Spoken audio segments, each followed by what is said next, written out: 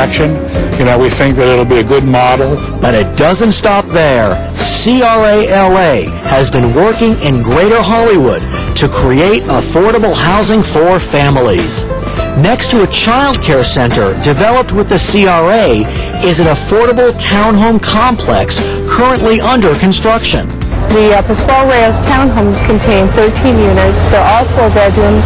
They're designed for large families of low income, and they're going to be big. They contain approximately 2.5 bathrooms. This project would have not got off the ground because CRA had the money and the expertise to assemble line and hold the project together until the community decided what to put on there. And CRA-LA is also working with some innovative developers on a pioneering affordable housing complex called the Pico Gramercy Housing Project. What we've got here is 71 units, all deeply affordable. But what makes this project so unique is the supportive services provided for these 71 families. Because there's a need for students to have academic learning after normal school hours in a safe environment close to home, this facility will allow students to spend from 3 to 4 hours, 4 nights a week in a tutorial program and a computer learning lab.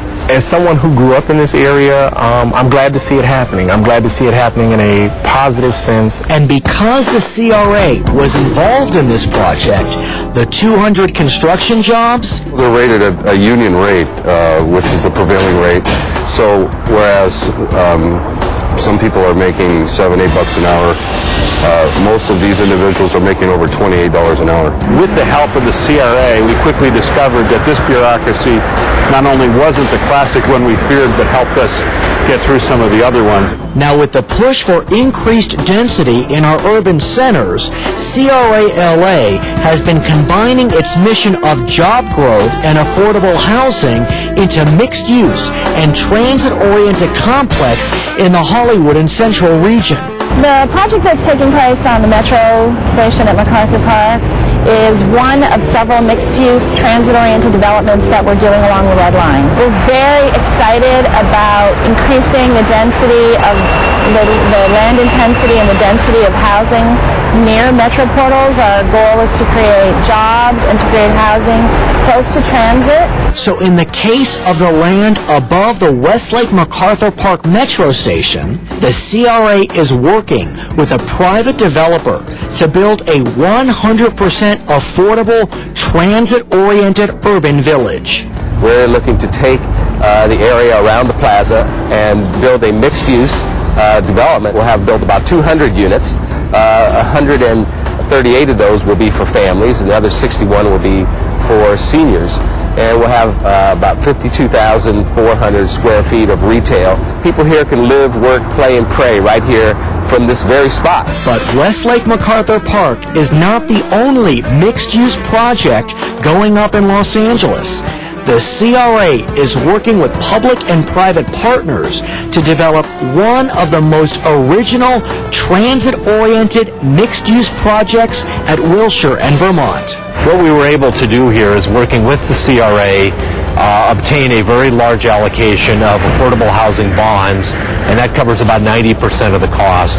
The Community Redevelopment Agency, Los Angeles City, MTA, the private developer, Urban Partners, and the Los Angeles Unified School District working together so there could be a common vision for this site above a subway portal. Yes, if you can believe it, this mixed-use project will be the home of a public school. On this site is going to be a very unique middle school. I say it's unique because it's going to be a vertical school. We've worked to have on top of the subway portal a school. But it will also be home to both retail establishments and city dwellers. The fundamental elements of this project are residential and retail. The residential is 449 units of rental housing, of which 20% will be specially priced to be designated as affordable. And a complex of this size will be infusing some serious job growth into the region. There'll be about 1,330 years and years of employment created during the development of this project. And then on a permanent basis, we estimate about 175 permanent jobs. The Community Redevelopment Agency has, in a sense, been a cheering squad for all of us in our community that are interested in mixed-use development and affordable housing. And the CRA cheering section for transit-oriented mixed-use development with affordable housing in Greater Hollywood marches on at Hollywood and Vine. The CRA actually has a financial stake in this matter, and they've been very instrumental in the documentation and entitlement process of moving this project through the city. We'll be assisting with land acquisition. We also are contributing about $4 million to $5 million in land costs for the project. So what exactly is on tap for the Hollywood and Vine project? This site is actually 4.6 acres. It incorporates a historic building on the corner of Hollywood and Vine. It also has an MTA portal and plaza that actually connects to the Red Line. The Hollywood and Vine project consists of a W Hotel, 300-room hotel, and a condominium complex is associated with the hotel. It also includes 375 rental apartment units with about 80 affordable housing units in the project. There's also about 60,000 square feet of ground floor retail to serve the community. So thanks to pioneering partnerships between CRA LA and its many public and private partners, Hollywood is back better than ever. Hollywood is one of the great shining examples of what the CRA can do. The work of the CRA in partnering with business owners, with neighborhood activists, with residents, in looking at how we could transform a community that was blighted and create new opportunities for the entire city has been great. And as CRA LA celebrates its 20th year of a 40-year plan to redevelop Hollywood, don't think the CRA's work is done in the region. In fact, there are 7 distinct project zones within the Hollywood and Central region. East Hollywood, Hollywood, Mid-City Corridors, Pico Union 1, Pico Union 2, Westlake, and Wilshire Center Koreatown that will continue to receive CRA LA's attention in the coming years. Aside from the developments that you see that are under construction that you hear a lot about, there are some projects that we're looking into the future and we're very excited about. Chief among those is the Academy of Motion Pictures Museum. And we are so delighted, we're thrilled that they chose Hollywood. It'll have a positive effect on the Hollywood community years into the future. Now the Ampus Museum is expected to be completed by 2011. A fitting exclamation point as Hollywood looks back to the future as it fuels its renaissance. With the subway system and the development at Hollywood and Vine and Hollywood and Highland and the Cinerama Dome, and now with the Academy of Motion Pictures moving in and placing a world-class museum here, the Hollywood of the future is going to be even more exciting than the Hollywood of the 30s even was. The Community Redevelopment Agency for the City of Los Angeles looks forward to continuing its drive to revitalize our great city while helping to expand economic growth and affordable housing for all Angelenos. If you should have any questions about the Community Redevelopment Agency, you can always log on to CRA LA's website at www.crala.org. On behalf of the Community Redevelopment Agency for the City of Los Angeles, my name is Brad Pomerantz. Thank you for watching.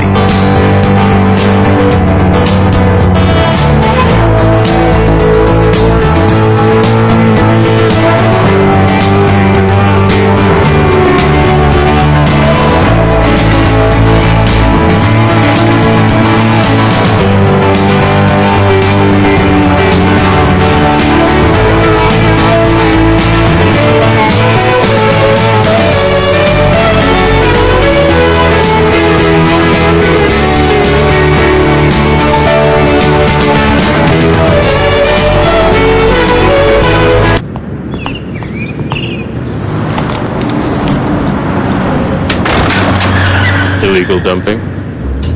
Call 311, the toll-free number for non-emergency services. 311, your one call to City Hall. And the award-winning LA City View Channel 35. It's all about LA. In LA this week, travelers can expect tighter security at LAX and other U.S. airports. Thanks for joining us. I'm Ellen Chang. LA Update is the nation's first daily newscast on a municipal station. Hello, I'm Ellen Chang with your LA Update. Here's what's making news in the city on this Friday. Last month, the city's Animal Cruelty Task Force seized 17 fighting dogs. Talk shows that talk the talk. Welcome to LA Roundtable. Welcome to Council Week in Review. I'm Mary Grady for the Los Angeles Police Department. Hi, I'm Brett Pomeranz, and welcome to the Neighborhood Cafe. With over a dozen original series programs for city departments. Luckily, they diffused it. There were something like 25 squad cars there. Award-winning PSAs. Pull to the right! Save it, buddy. The ball call. The average car weighs 6,000 pounds. The average bicycle with rider weighs 170 pounds, give or take a few. And if the two collide, bug splatter. Live gavel-to-gavel city council meetings and commission coverage. Now it's time for general public comment. All of these are items that are not formally on our agenda. Recognizing that cargo theft has been a crime that would impact the free flow of commerce within the Port of Los Angeles. Thought-provoking, historical, and cultural programming. The Los Angeles Basin was the most prolific agricultural area within America. When William first arrived and saw the dry, dusty little town, population 9,000, he was not impressed. Live events as they're happening, seen only on LA City View Channel 35. And the rockets You can see the dignitaries are arriving from 43 countries, and we see the Secretary of State, Warren Christopher.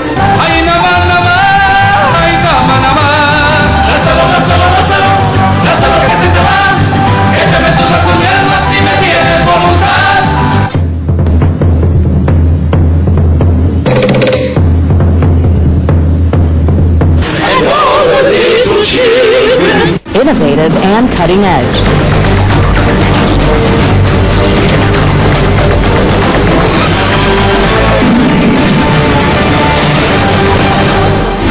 Welcome to your LAFD in action.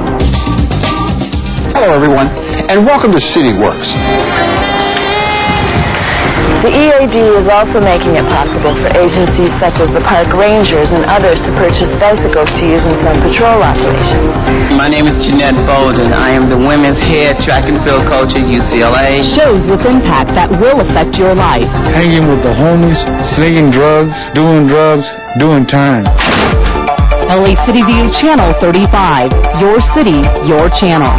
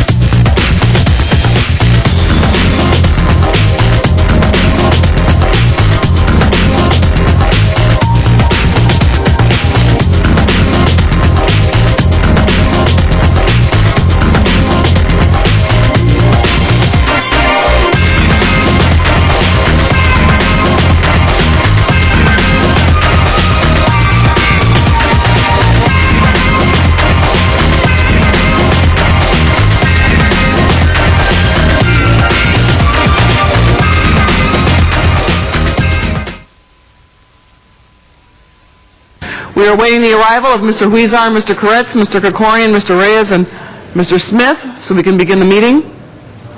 It's 10 after 10.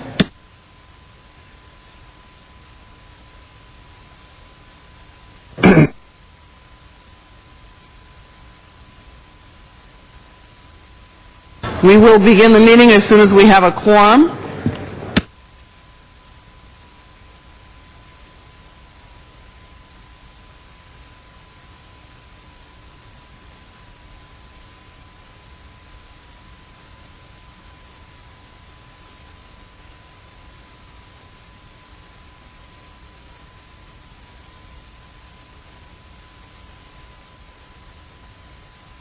We are awaiting the arrival of Mr. Huizar, Mr. Koretz, Mr. Krikorian, Mr. Reyes, and Mr. Smith. We are at 7 members. We need 3 more members to begin the meeting.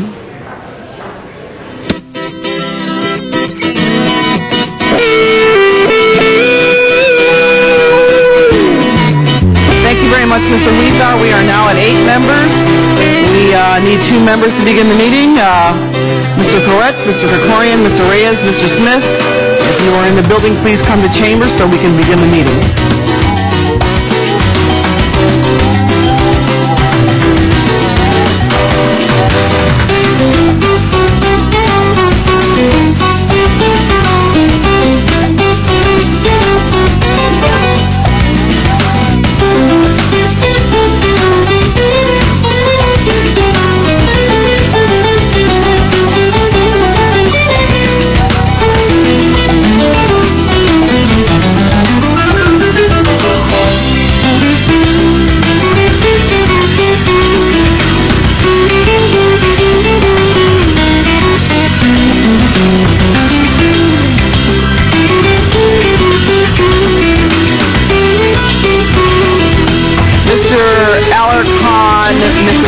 Mr. Krikorian, Mr. Reyes, Mr. Smith, please join us in the chamber as quickly as possible so that we can begin our meeting.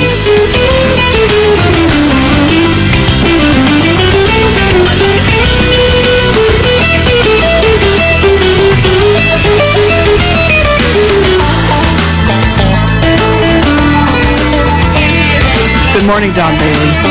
It's a pleasure to see you. God bless you.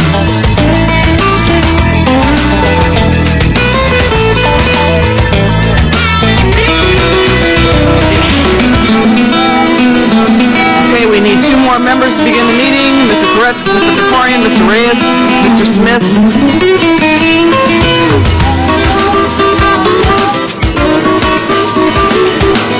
Okay.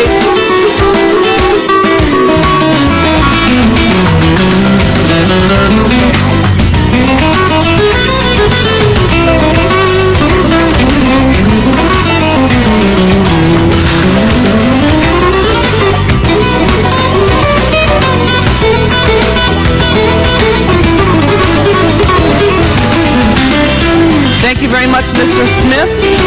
We are at 9 members. We need 1 member to begin the meeting. Mr. Smith is present.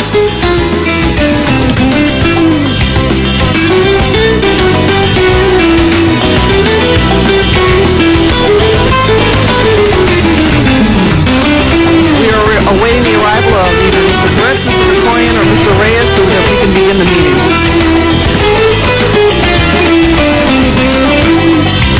Thank you very much, Mr. Alarcon. The meeting is going to be called to order. Welcome to City Hall and the Los Angeles City Council chambers, and this is a meeting of the City of Los Angeles City Council. Today is Wednesday, December 8, 2010. Council meets 3 times per week on Tuesdays, Wednesdays, and Fridays. All meetings are open to the public, and for those who cannot make it to City Hall, meetings are televised by cable on Channel 35 or can be viewed by visiting our website. The meeting is now in session. Mr. Clerk, would you please call the roll?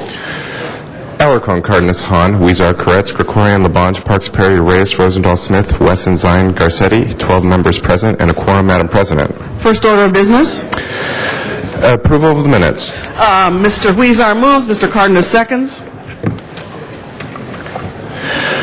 Commendatory resolutions for approval. Mr. Zine moves. Mr. Smith seconds. Madam President, would you like to run through the agenda? Yes. Items 1 through 15 are items noticed for public hearing. Item 14 is a PCN in Council District 12. A recommendation is required to grant or deny the appeal.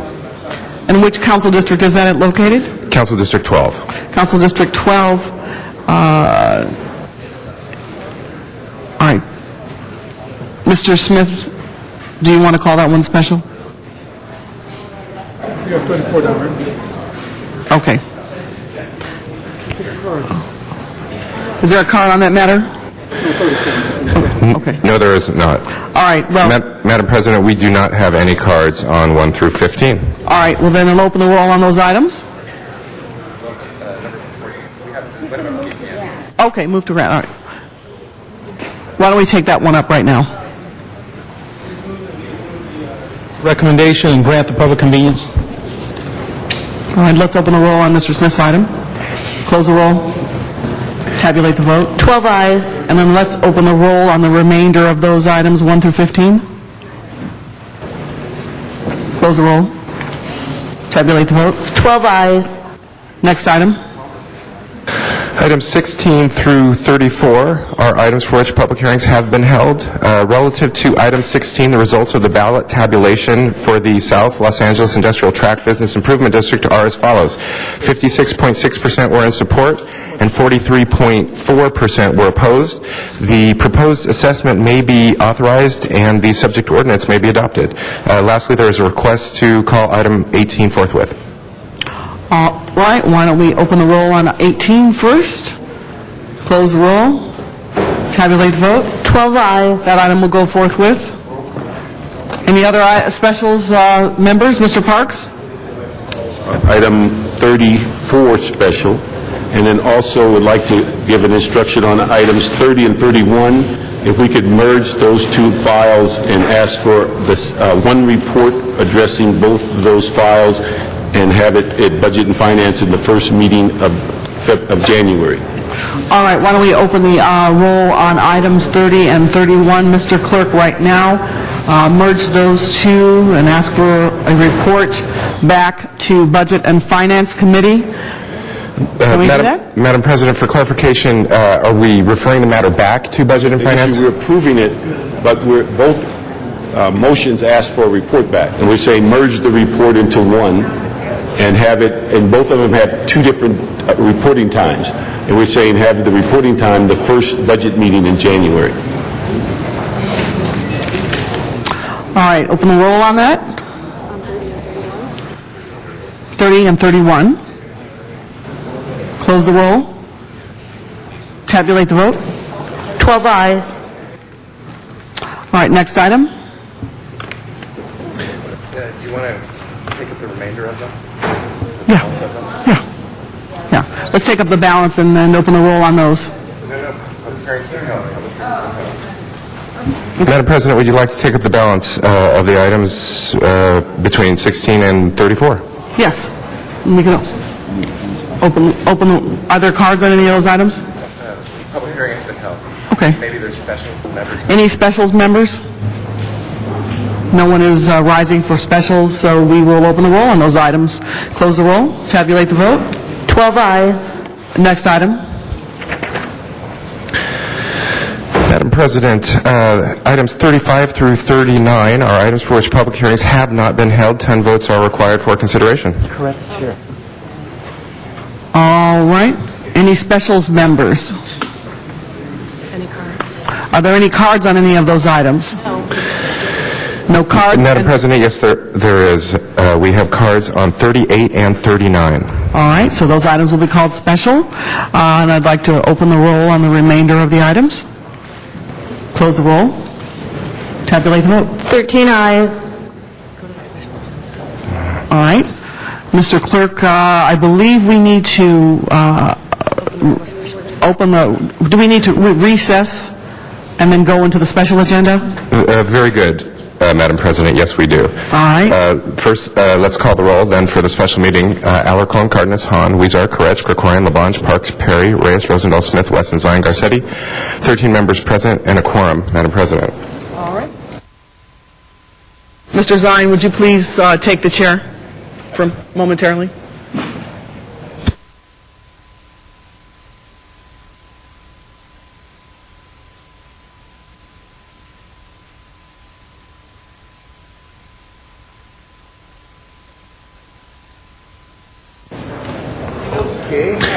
Mr. Clerk, we're now in the special. Very good, sir. Item 40 is an item for which a public hearing has been held. A committee report has been submitted and distributed to council. Number 40, Ms. Perry. Okay. Let me get over here. Thank you very much, Mr. Chair. I'd like to have a very brief public hearing on this item, allowing 5 minutes for each side. And after the public hearing, I would like for the Planning Department to present their report. Then I'll speak again if necessary, but let me just say very briefly, I'm speaking in support of the fast food general plan amendment and hope that you will support us. Support Mr. Parks and myself. I'd also like to commend Faisal Roble and Jason Chan from the City Planning Department for their excellent work on this item. I also like to thank all of the community members who have worked on this effort, particularly the community health councils and the California food policy advocates.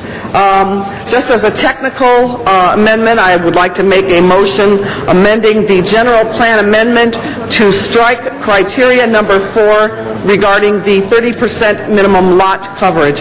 This item needs to be removed because it could have the unintended consequence of a mega-sized fast food restaurant in order to avoid the general plan amendment application and fee. I would also like to make an amendment to clarify the intent of exempting demolitions of existing fast food restaurants and remodels. Complete rebuilds on existing sites should not be subject to a square footage limitation. As presented, the fast food general plan amendment will implement design guidelines for the development of new fast food restaurants, renovations of existing fast food restaurants, and preserve the remaining land in South Los Angeles other uses that are not overconcentrated. The general plan amendment does not apply, and I want everybody to hear this.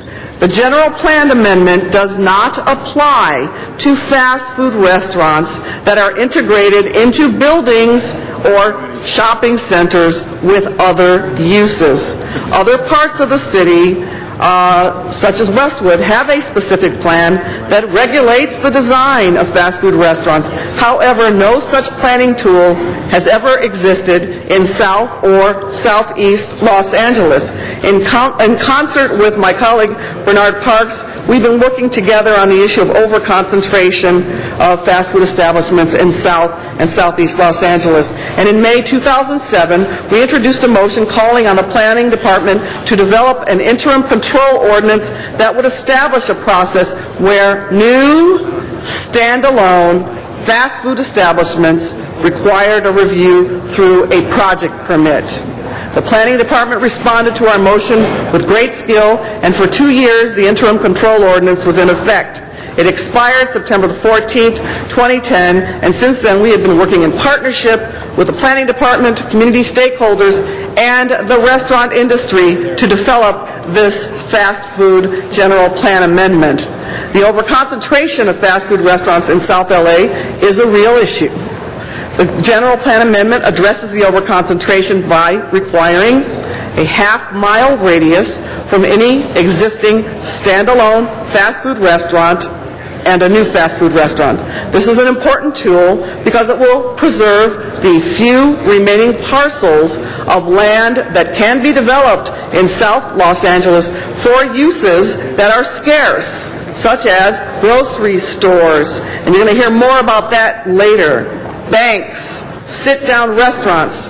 The general plan amendment is well balanced, and it does take into account input we received from the restaurant industry, including the California Restaurant Association, regarding renovations and additions to existing stores while preserving the design guidelines, specifically renovations, additions up to 1,000 square feet, and demolitions of existing fast food establishments are exempt from the half-mile radius. This exemption will allow renovations and remodels to go forward without a general plan amendment application, which costs $22,000 and could have acted as a disincentive to reinvestment if not addressed. The general planning tool is an important planning tool for South Los Angeles. It will give us, the city, the necessary tools to ensure that future development will be designed in a thoughtful manner. For example, the general plan amendment will require that trash receptacles are enclosed with a 6-foot height masonry wall, and that a minimum 7% of the total area of the surface parking lot is landscaped. May not seem like a lot to some people, but it is a big deal in terms of transforming the landscape and the look of a community. These are simple, smart design features that I think merit your support, and I hope that you will vote yes on our general plan amendment as amended. Thank you. Second the motion. Seconded by Mr. Parks. Thank you, Mr. Perry. Mr. Reyes, did you have a comment? I know your button was pushed and it came off. Councilman, I just wanted to share with my colleagues that Councilman Krikorian and I sat through committee. We heard the presentations. It became very clear is that we see two colleagues working diligently for 3 years addressing the notion of how we maintain a business-friendly environment while attending to the health needs that are very real in this part of the city that for too long has been neglected by the planning police powers and planning tools that speak to quality of life issues. And here we have a planning department who is able to implement these tools with the objective of changing the built-out environment, how an area looks, how it feels, making it desirable to be on the sidewalks, to engage restaurants, while attending to the issue of what is healthy, what is diverse, and making it compatible to the residential areas around these commercial corridors. So my hat goes off to the planning department for their hard work, and I believe we move this forward for the simple reason that we need to maintain a balance, and I think with the amendments that were proposed that we've achieved the balance and not make it so onerous to the property owners who want to expand and improve upon their existing facilities. So that's the reason why we moved with an aye vote. Thank you. Thank you, Mr. Reyes. If you're here to speak on a matter, you must fill out a card and have that card turned in before that item is called. We are now on special number 40. So the cards that are turned on number 40 we will bring forward now. Arnold Sachs. Mr. LaBonge. Could I have 21, 24, 25, 27, and 28 forthwith? Can't do it right now. We're in a special. You have to wait till we come out of the special, Mr. LaBonge. Thank you very much. You're welcome. I was following the city Our attorney's first speaker, advice. Arnold Sachs. Sorry. Following Mr. Sachs will be Tanisha Wright. Okay, but you should say, no, five and... Yes, thank you. Good morning. 5 and 5. We're 5 and 5 on each side. Go ahead, Mr. Sachs. Thank you. Good morning. Arnold Sachs. A wonderful presentation by Honest Jan Perry. But what really caught my ear was when she brought up the fact that they have a program on the west side regarding the buildings, the standalone nature of the restaurants, and what that refers to and how that refers to the item that you brought up regarding restaurants that are built within a marketplace or multiple use structure. Because there are two different things: standalone restaurants in Westwood and restaurants as part of a multiple use building site. So maybe you need to pay attention to what is being said and listen very closely, because it's your future. Tanisha Wright, you'll have 1 minute on these matters. We're going to do the balance of time, so it's fair to all. So you have 1 minute to speak. Aurora Lopez is our speaker after Ms. Wright. Thank you. My name is Tanisha Wright. I am the Community Liaison with Community Health Councils, and I am here in full support of the amendment to the existing general plan. South LA residents in general experience the highest rates of obesity and diabetes in LA County. The rate of obesity among children in South LA is 28% compared to 17% of obesity among children in West LA and 23% for children in all of the county. We were actually very much responsible in putting together a town hall specifically for this item. We sat down with residents, we gave out a survey, we sat down with residents to get an idea of what they wanted as far as fast food in their areas, and 70% of the respondents indicated that they eat fast food, and cost and time were cited as the top of the reasons. 80% of respondents indicated that finding healthy meals at all the restaurants they go to in their community is either hard or very hard. So I'm just here I'm speaking to you today on behalf of this, and I definitely want to thank Bernard Parks and Perry for supporting this. Thank you. Aurora Lopez. Good morning. My name is Aurora Lopez. I am a community liaison public health nurse. From 1997 to 2007, I worked at South Health Center treating people with tuberculosis infection. At that time, I noticed that despite increased efforts to teach about nutrition and physical activity, my patients continued to gain weight and an unhealthy amount of weight. In 2007, as a public health nurse working in the community, I became more aware of barriers to healthy living. The neighborhoods in South LA lack markets where families have access to healthy options. In their places, one can find liquor stores that serve as convenience stores that sell low-quality food items and junk food. Additionally, some areas of South Los Angeles have high densities of fast food outlets where the majority of menu items are high in carbohydrates, fats, sodium, and sugars. In comparisons to other areas of the county, the people in South LA report the lowest intake of fresh fruits and vegetables and the highest intake of fast food and sugar-sweetened beverages. The result is that almost 30% of our children in grades 5, 7, and 9 are overweight, and 40% of the adults are overweight or obese. Obesity is linked to chronic preventable health conditions, including diabetes, hypertension, heart disease, stroke, arthritis, and cancers. Thank you. Gwendolyn Flynn. Gwendolyn Flynn. Is there a Gwendolyn Flynn in the chambers? Gwendolyn Flynn.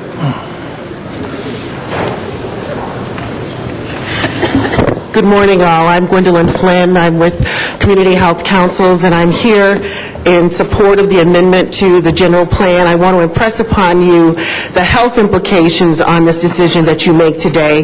It was already referenced, the fact that folks are being impacted by this adversely by not having resources available to them that help them make healthy choices. So expansion of nutrition options in the South Los Angeles region is crucial to reducing the disproportionately high rates of obesity and other preventable food-related chronic diseases. Death rates are just as alarming as those statistics that you heard recently. Diabetes death rate is about 38% in South Los Angeles versus 12% in West Los Angeles. And the same is true around coronary heart disease.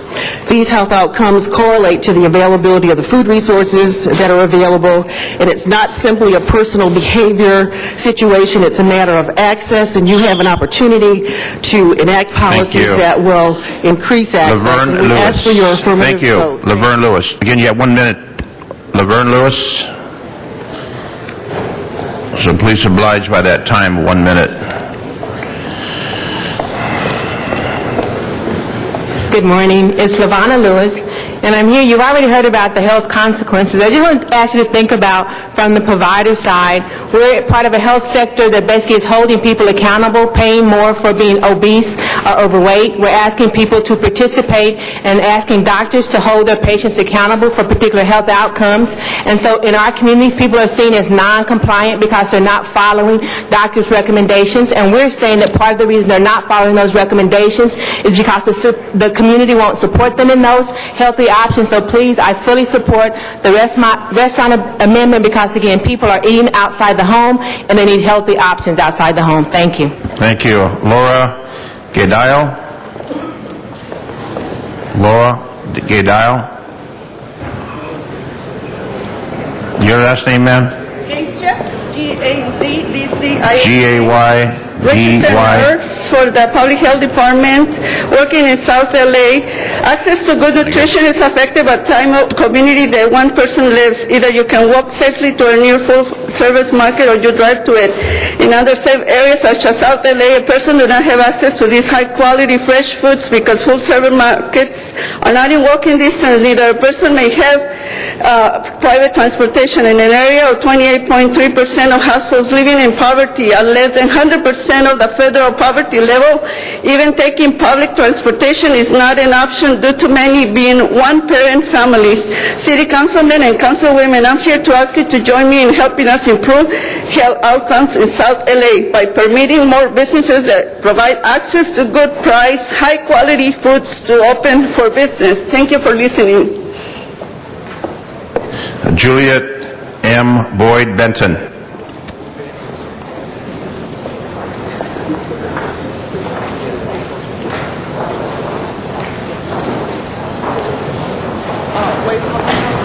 Hold on. Ms. Benton, you're not going to speak? Is Ms. Benton here? Is that you? Yes, I am, but I was... You're waiving your time? Okay. Thank you very much. Frank Tamburello?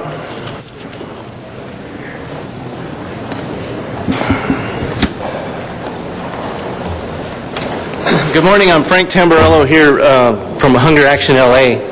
And we're all in favor of, having food sources for people, but why can't they be healthy ones? In the case of the fast food ordinance, South LA took a tremendous community responsibility and decided as a community they were going to do something about their own health issues. So while I know that some of the industry folks are here saying they're going to be talking about jobs, well, jobs are good, but why do they always have to be at unhealthy places? We want healthy food in the neighborhood. Why would people be so anxious to stop this ordinance? Why are they so nervous? Because the community has become aware of its own health issues and is standing up and doing something about it. We all know about the food deserts and obesity and everything, but in this case, I think we have to respect the wishes of the community and continue to restrict fast food in the area where the community wants it to be restricted. Marie Elise DeMarco.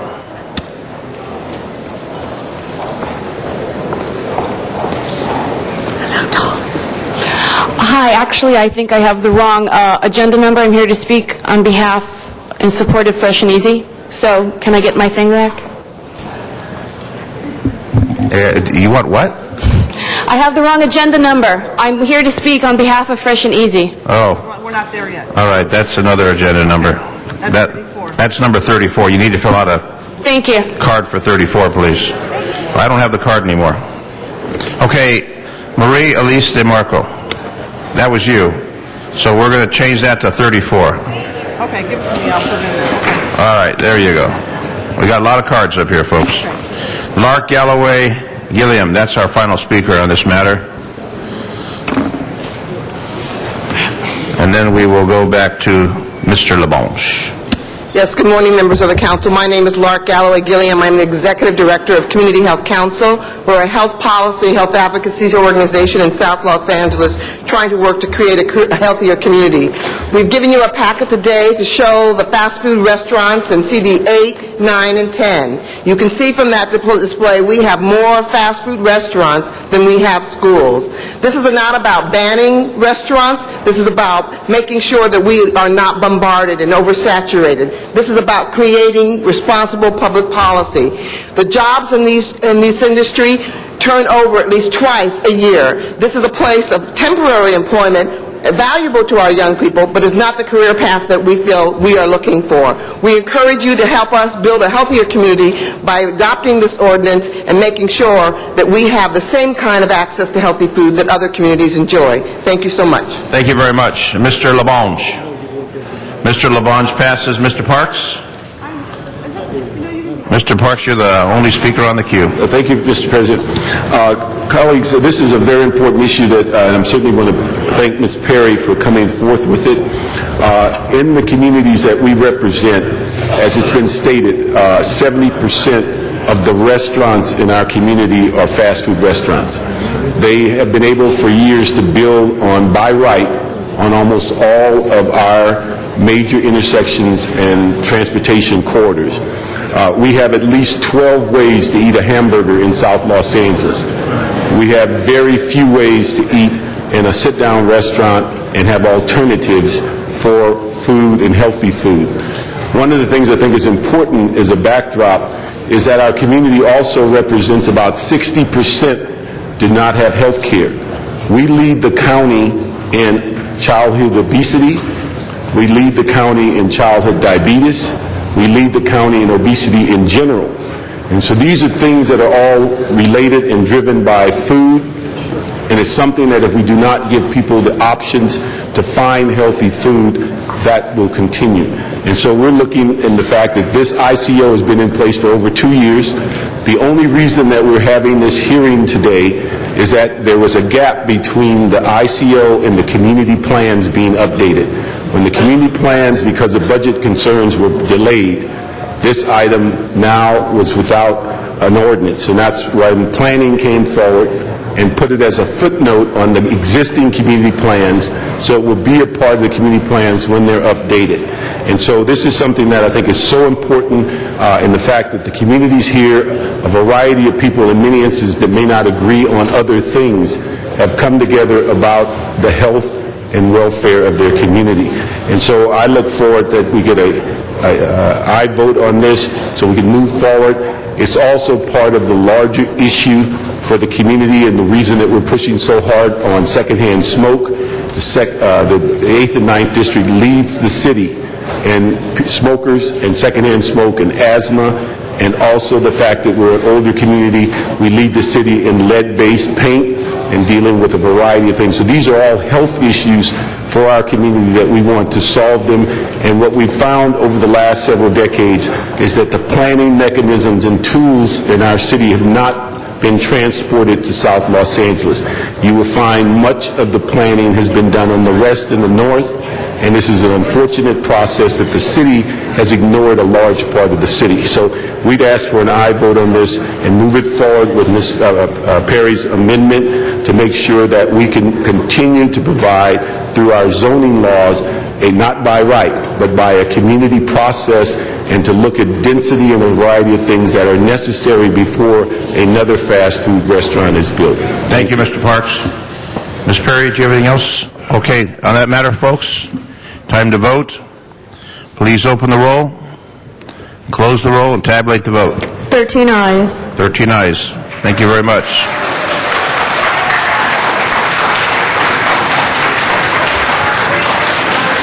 Ms. Perry, I couldn't hear you. Ms. Perry? I said thank you, everybody from Council very District welcome. 8 and Council District 9. Thank you very much. You're very welcome. It means a great deal to us. A great deal. We appreciate that, and for the folks that are here in the chambers, thank you for coming today for this very important matter. Mr. Clerk, next item, please. Mr. President, that brings us to item 41, which is an item for which public hearing has not been held. Item number 41? Correct, 41, 41. Are we back at the regular meeting now? Number 41, first is Mr. Albert Lawrence. Albert Lawrence, he's waving. Thank you, Mr. Lawrence. Jessica Jones. Ms. Jones. Mr. Weezer, there's only about 4 cards on this matter. I'm sorry? 34.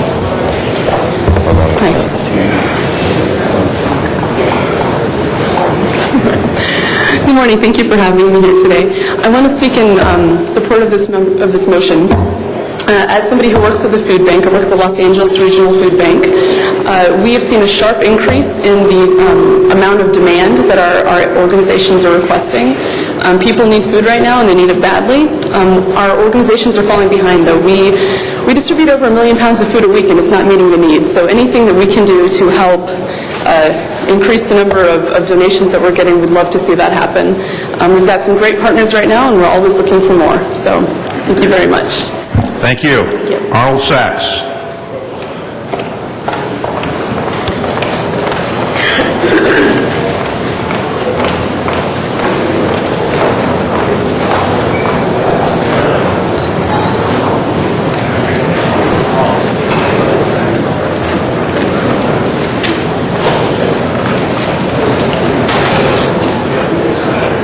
Yes, thank you. Good morning. Arnold Sachs. Recently you passed a couple of ordinances to make LA more business friendly. I believe that you're giving preference to businesses in LA with a 10% contract where they get extra points for being in LA. So maybe you could apply some of that logic to businesses that donate surplus food and be business friendly that way, where if you donate the food, you get a break in the city, in your city costs somehow. That you're expanding the idea of businesses that hire LA workers, city work, people that live in the city. You're expanding on that idea by saying, well, if you donate food to these community outreach programs, we will use that as an assessment when we figure in the cost of your business and what you pay the city. And for the people who are brand new here, you really need to pay attention. One of the other things that you might notice here, educate you here a little bit, when they vote for these items, not voting counts. You may watch this on TV, but you don't see that process. You'll see a tote board on your TV screen. But if you watch in the chambers now, not voting will count. You'll hear them call a 12-0 vote when 12 people don't vote. Frank Tamburello. And Mr. Weezer, that is our final speaker on this matter. Good morning again. This is the day for food issues, I guess. This ordinance, the surplus food ordinance, is a common sense way to approach both environmental and hunger issues. And LA stands to be a model city for the rest of the country and maybe even the rest of the world. This may be the first city I know of that has actually a policy where the municipal facilities donate to food banks. There's 5 million tons of food wasted in California each year, so this is as much an environmental issue as it is a hunger issue. We know that Albertsons, Kroger, and a lot of the other big agencies are already donating. The convention center is donating a lot of its food. We just had a press conference about that this morning. And so we look really forward to working with the city on the next phase of the project, which is getting the private sector to donate and make information on how to donate food easily available to the public through the 311 line. So just want to commend everyone on this, and hopefully this will just fly through. And I like Arnold's idea about tying some kind of incentive to it. In fact, I think it should be taken into account when people are applying for CRA credits. Businesses downtown, we have a lot of homelessness and poverty downtown, and so maybe donating food should be a requirement for CRA credits for some of the new high-end restaurants and bars and places like that are locating in areas where things are being gentrified. Thank you. Mr. Weezer.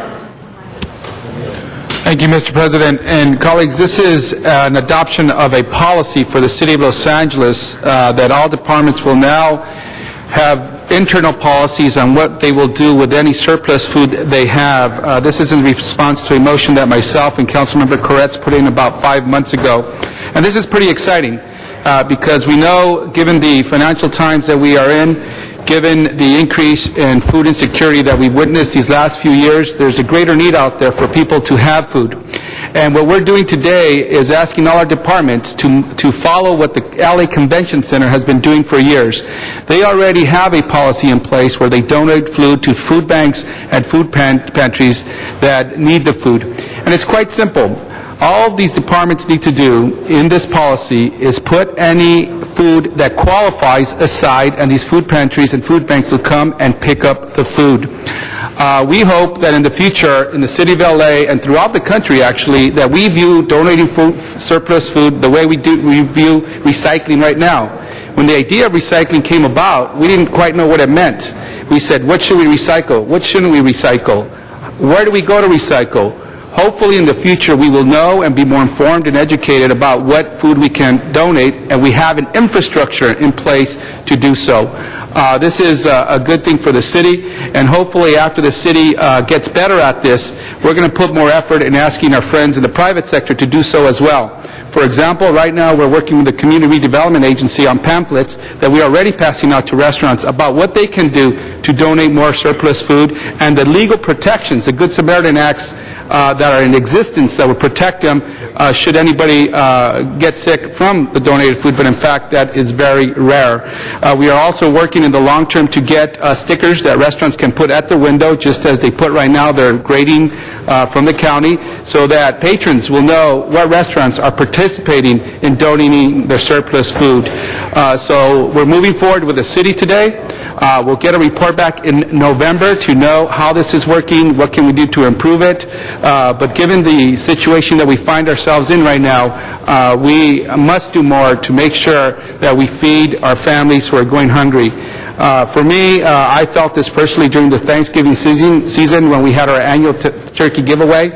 And there were many families in line that told me, you know, we never thought we would be in line for a free turkey, but here we are. We sensed it even more this year. We got to do more to feed those people who need the food. It's not a supply issue. It's a distribution issue.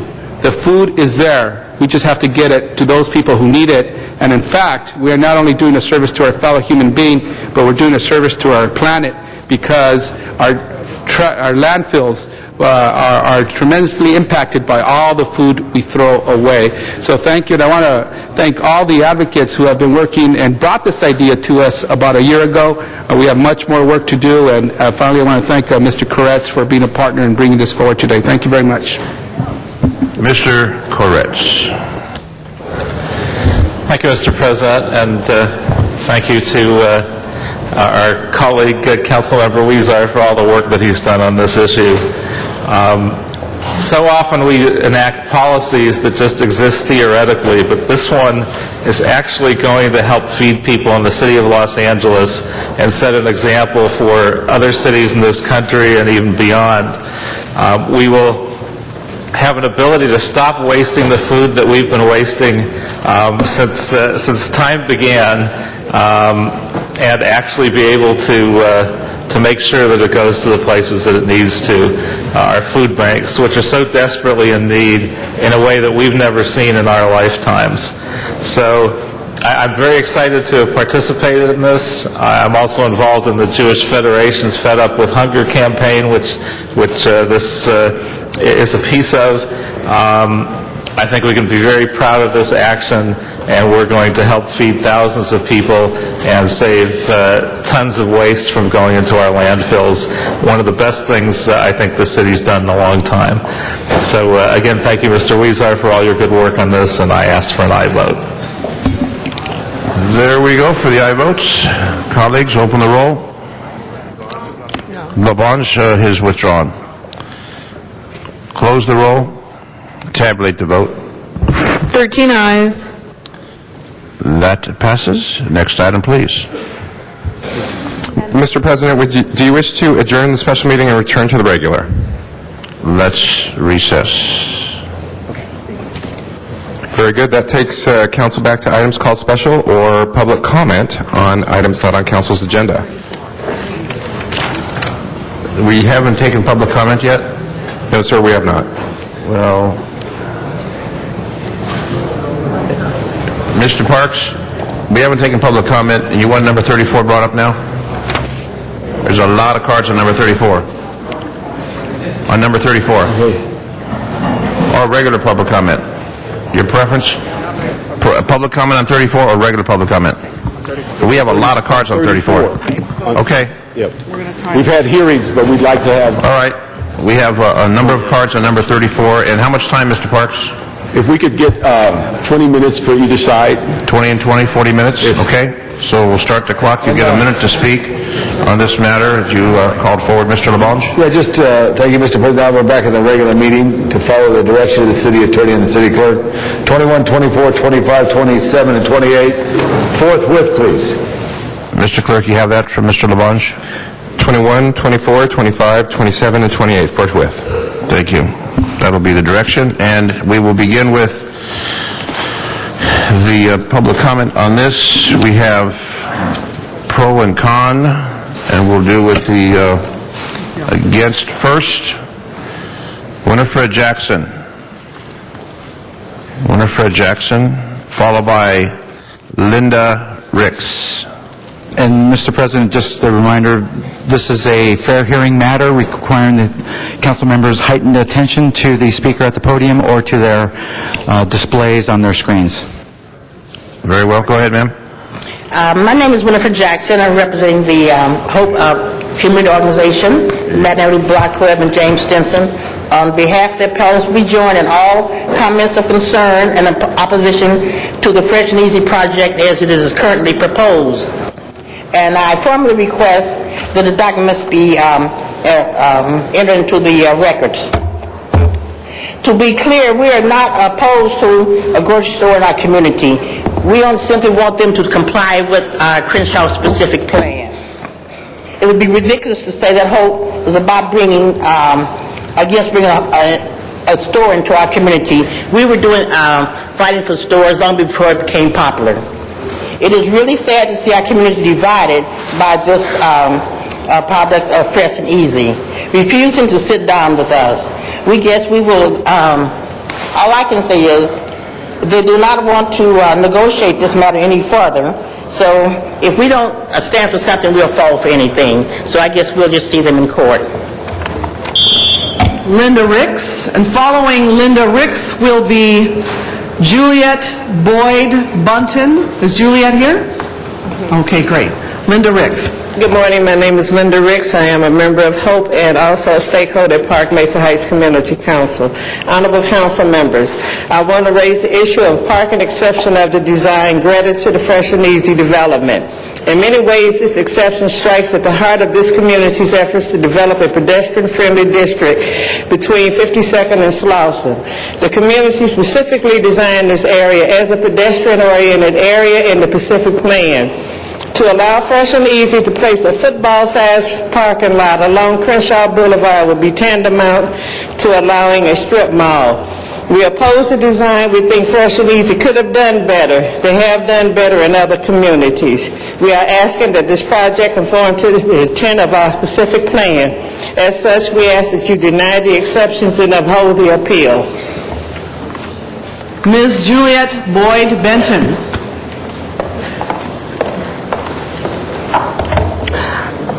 Good morning. Thank you. I want the council to be aware that they have been misled into believing that this neighborhood is where 52nd and Crenshaw is, and by the way, I live a block away from there. You've been misled into believing that this is a food desert. That is flatly, blatantly false. Okay, just because we're a black community doesn't mean that we live in a food desert. We have grocery stores on Crenshaw Boulevard, 3 of them, one of them 2 blocks away from this Fresh and Easy location. And also, I want you to be aware, since there seems to be the notion that there is a necessity for Fresh and Easy to be there, and therefore an urgency to allow these exemptions, that this is a multi-billion-dollar operation that does not even accept WIC. So it offers little benefit to those of my low-income neighbors. Thank you.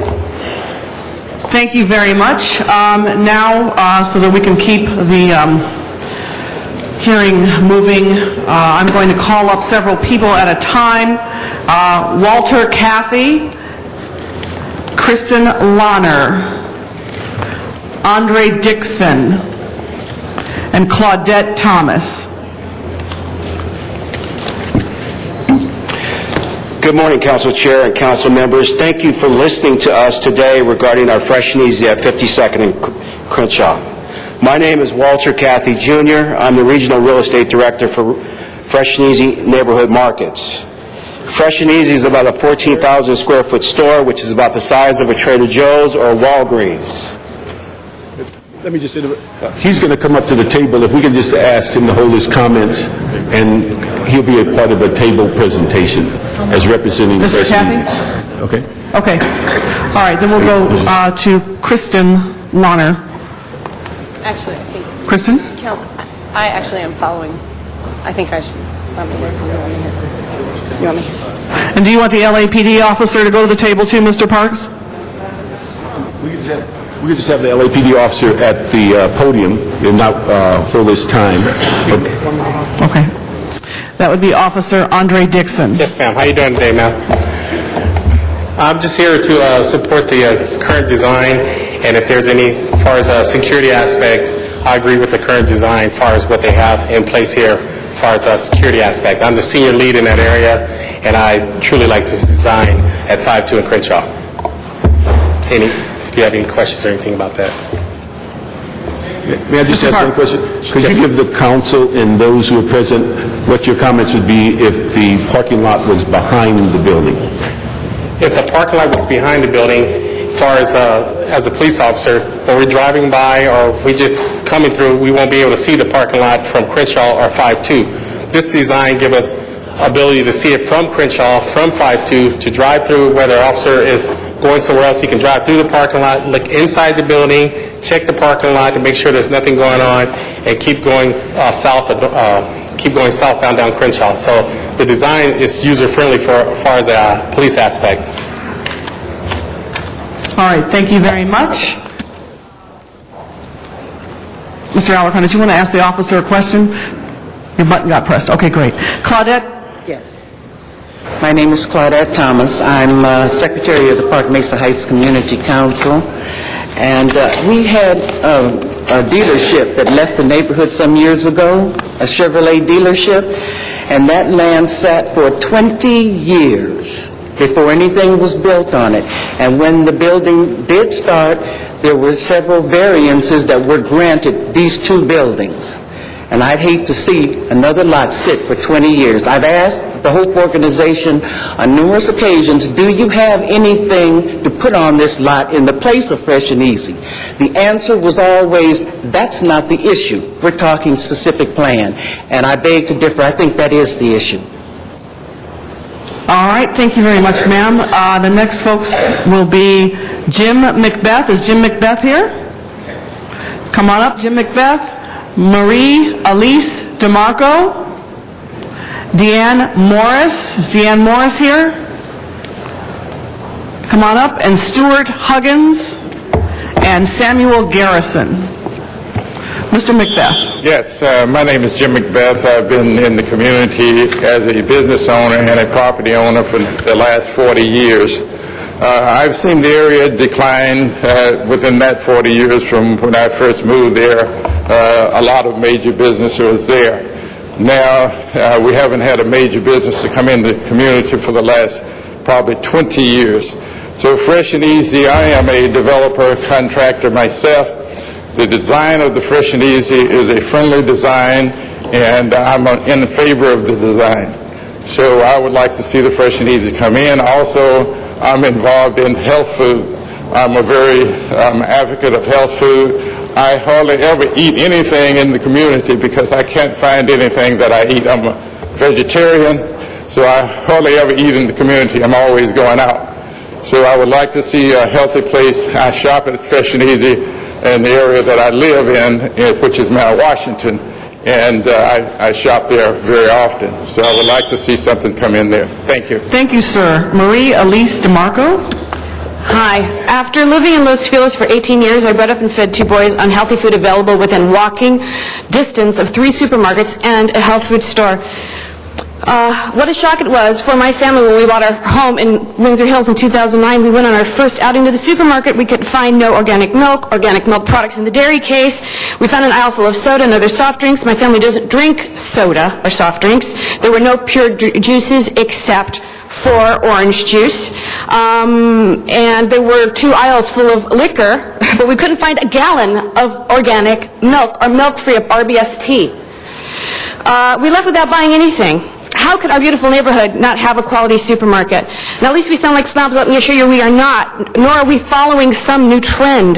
The lack of availabilities of these foods in our neighborhood force us to travel to Westchester, Marina del Rey, Culver City, and Santa Monica to do our grocery shopping. Therefore, our purchasing tax, I don't know what it's called, I guess, the tax that you pay on anything that isn't food, it goes to those areas, not to where I live.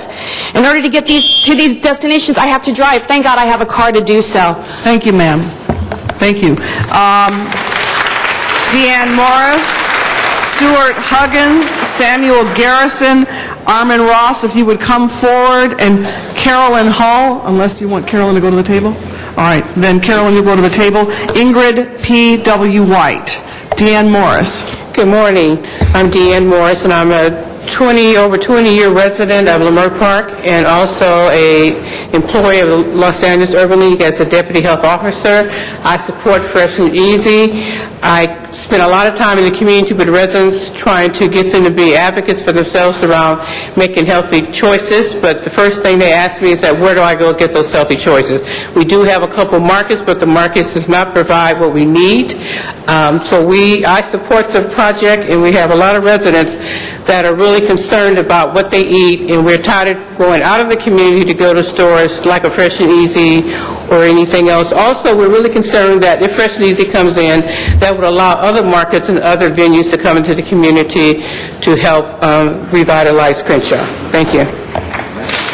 Stuart Huggins. Good morning, Council. My name is Stuart Huggins, and I stakeholder at Park Mesa Heights Community Council. I also represent the Brynhurst Block Club. We live 2 blocks from the proposed site.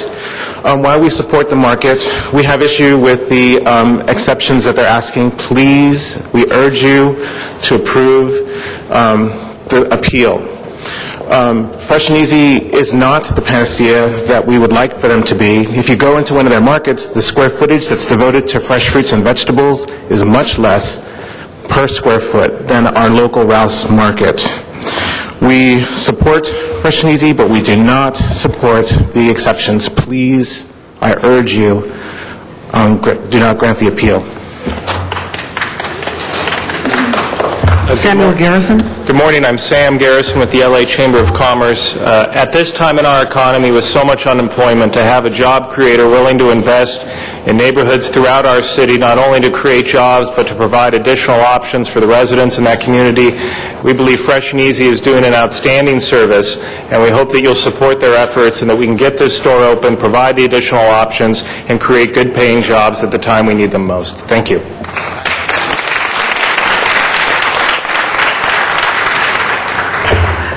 Ingrid P. White, if you Yes, state your name. I am a real estate broker and a retail consultant, and I've been in the industry for about 25 years. Over 20 years ago, I moved to Los Angeles because I saw a market in South LA that was an incredible market that wasn't being served.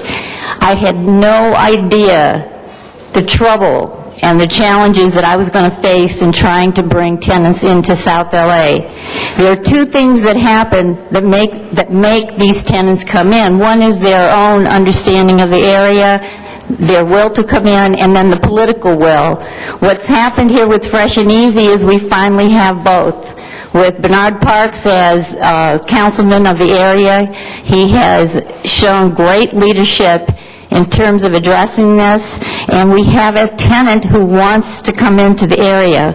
I want to read something very quickly from the governor's office, and it says, although a specific plan must be prepared, adopted, amended in the same manner as a general plan, it may be adopted by resolution or ordinance and may be amended as often as necessary. Okay, thank you, Ms. White. We have to be fair to everyone and make sure that they all have the same... Just one more. Otherwise, it causes us to have to give everyone an extension of time. If you'd like to enter a copy of that into the official record, we can take care of that. The officer here can walk over and take a copy of that for you. Now? Yeah, you can give it to him right now. Mr. Ross.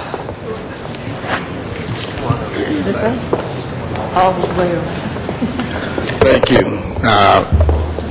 Madam President. My name is Armin Ross, and I've been a member of the Crenshaw community since 1972, and I'm a member of the Crenshaw Chamber of Commerce, the business representatives for the area. Since the insurrection of 1992, we have had very few new markets come into our area. We had to beg and plead with the Albertsons to come in. They came in. It turned out to be one of the greatest, one of the most prosperous stores in their chain. Same thing with Lucky Markets on Crenshaw.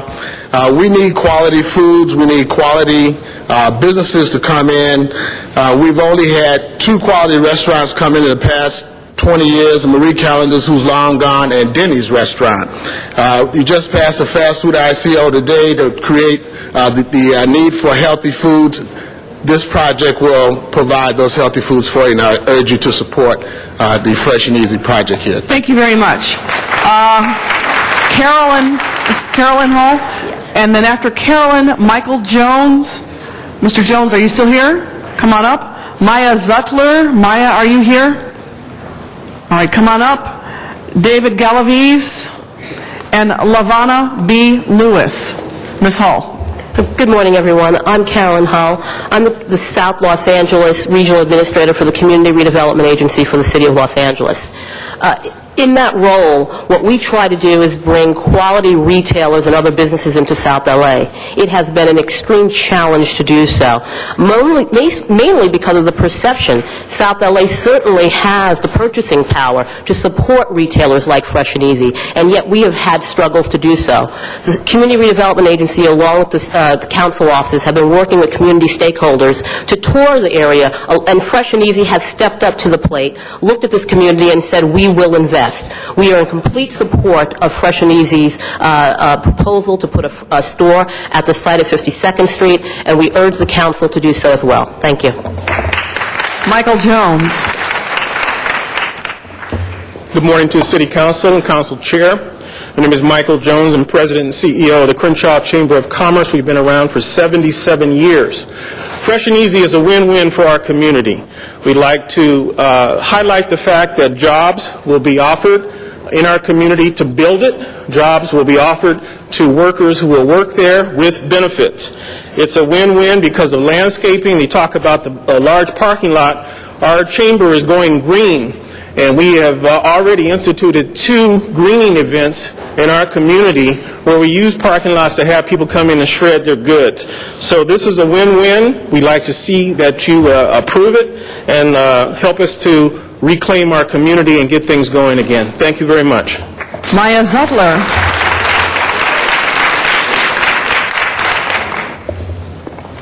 Good morning, Maya Zutler on behalf of VICA, the Valley Industry and Commerce Association. We have been longtime supporters in Fresh and Easy, and we are here to stand in support of Fresh and Easy today. We request that you support this project before you today. We believe that it will bring good paying jobs to Los Angeles, and especially in this economic climate, as was just mentioned, we feel this would be a win-win for Los Angeles. In addition, we feel it would bring healthy food options to an area known as a food desert.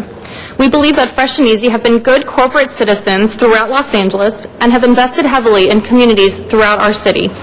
In this economic climate, we feel very strongly, and we hope that you will support this project before you today. Thank you. David Galaviz. Good morning, David Galaviz with USC Government Community Relations. We provided a formal letter and background. The university has a formal partnership with 15 schools benefiting over 17,000 children, primarily in South Los Angeles. What many may not know is the university also is one of the largest providers of low-income child care in South Los Angeles.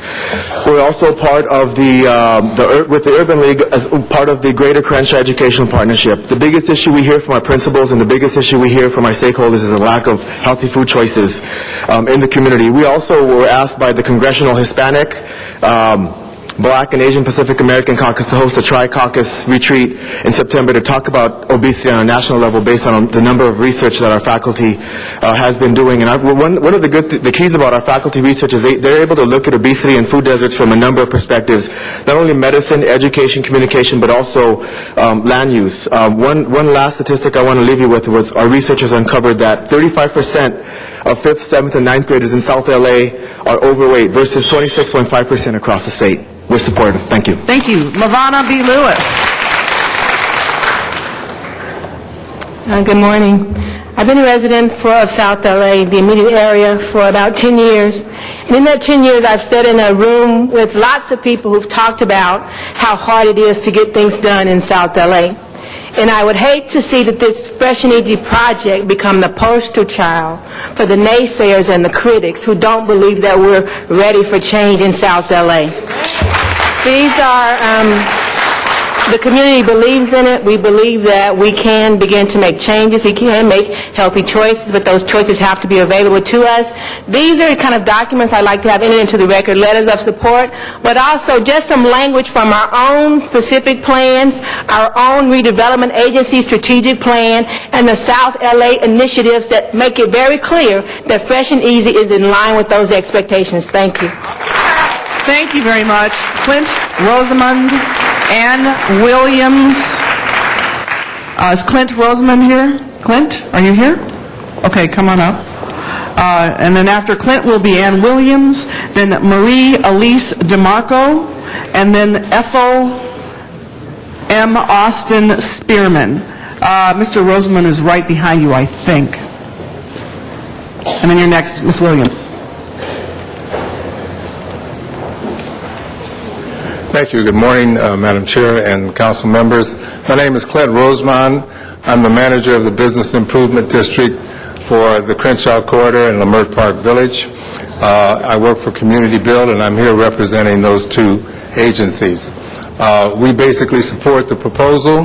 We think it provides an opportunity to have expanded alternative shopping opportunities. It will provide jobs. It will certainly fill a hole that currently exists in the landscape there, and we think that it will be an overall asset to the community. We've spent a lot of time working with Carolyn Hall and CD8 representatives on many matters relating to the development of South Central and Central Los Angeles, and we think this will clearly be an asset. We do urge approval. Ann Williams. Good morning, council members. I'm Ann Williams with the Central City Association, representing 450 businesses employing over 350,000 people in Los Angeles County. CCA works to promote the type of investment that will not only build a better economy, but also a better community and a better quality of life for all Angelinos. And as you know, many of our mayors of our city, including Council District 8, are faced with a lack of healthy food options. So we believe that bringing businesses such as Fresh and Easy to these food deserts is critical to the redevelopment of our neighborhoods. And as you've heard, in fact, this is the first new full-service retail grocer attempting to locate in CD8 since the 90s. This project is exactly the type of investment we should be encouraging, and we ask that you support the South LA Area Planning Commission's determination. Thank you. Thank you. Marie Elise DeMarco.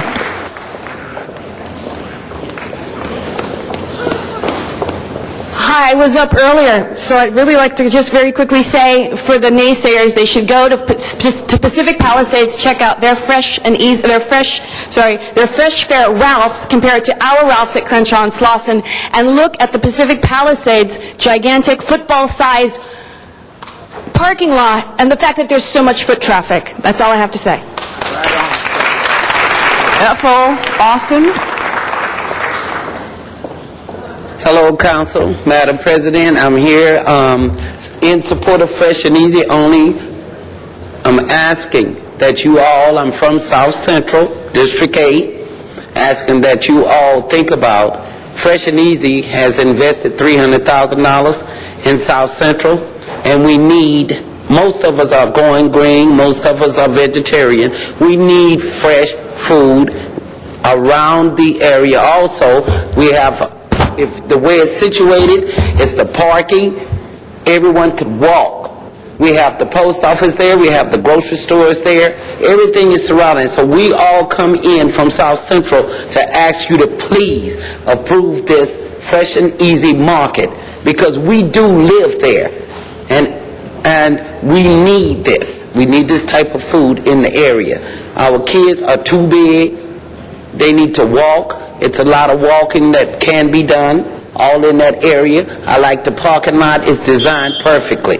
Thank you very much, please ma'am. approve it. Our last, in the interest of fairness, as we set out in the beginning, we are going to, this will be our last speaker, and then I'm going to recognize the names of the individuals who are here for the record.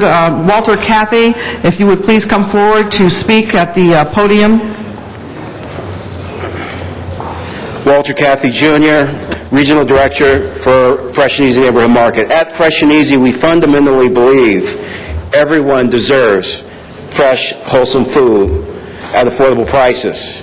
We are committed to opening stores in Los Angeles. We have stores in Hollywood, we have stores in Van Nuys and Northridge. Why not South LA? With each store we build, we also bring good-paying jobs, comprehensive and affordable health care benefits. With each store, about 20 employees for each store, with the average wage of $10 an hour. If you work 20 hours or more a week, you're allowed full-time benefits, with the company paying 75% with paid time off. We strive to be a good neighbor. We worked hard on this project with the neighborhood. In the communities, we do give back by our Shop for Schools program.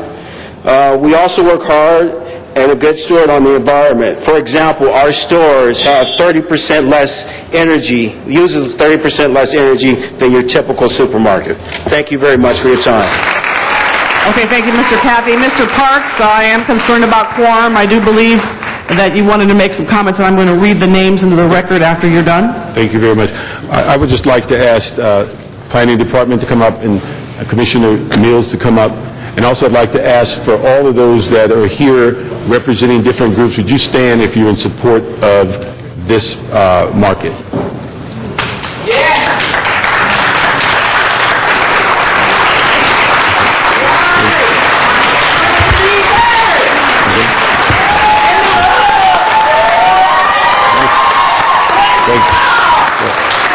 Thank you very much. One of the things I'd like to comment on is a group of students here from View Park Prep. Would you stand? They go to school within blocks of this proposed market, and just recently crowned as the state champions in football just a couple of days ago. Also, we have students from Crenshaw High that are a block away from the school, about 3,000 students that they represent. So thank you very much, and we hope that they will be future state champions in the next round. So I would just like to comment in the sense that certainly this is a long time coming, and I'd just like to ask Planning Department to give us a brief overview, which are the concerns about the variances, and also to comment to the public as to what has been there for the last 4 decades, and what was there explained, and where was the parking over the last 4 decades compared to what this proposal is moving. Faisal Roble, Planning Department. As everybody indicated, this project is located within the Crenshaw Corridor Specific Plan, a sub-district that is also called a pedestrian overlay district. There is a design board that reviews all the projects that comes through this process. We took the project in its initial conception to the design review board, who took a look at it and conceptually approved the project. However, when we started to assess the recommendations from the design review board, before we put it to the director's determination, we realized that the project had several issues that cannot be approved under the authorities of the design review board. So we advised the applicant, while the concept of the project is being approved by the design review board, to go ahead and seek what we call specific plan exemptions. You seek specific plan exemptions when the project cannot satisfy the tenets of the specific plan and the regulations. In that capacity, the applicants applied for specific plan exemptions, which goes to the APC, Area Planning Commission of South Los Angeles. Just a little caveat, that body, which is a diversified body, consists of 2 architects, one of them here today with me, a PhD candidate in urban planning, another urban planner, and another citizen. So it's a very competent body when I compare to any other area planning commission throughout the city. They deliberated the issue, and the specific plan is exemptions, which pertains to 5 areas within the specific plan: setback, parking waiver, and other issues were granted. The issue of parking is the most contentious. because the specific plan requires that projects along Crenshaw in this special district should have the parking on the back of the building.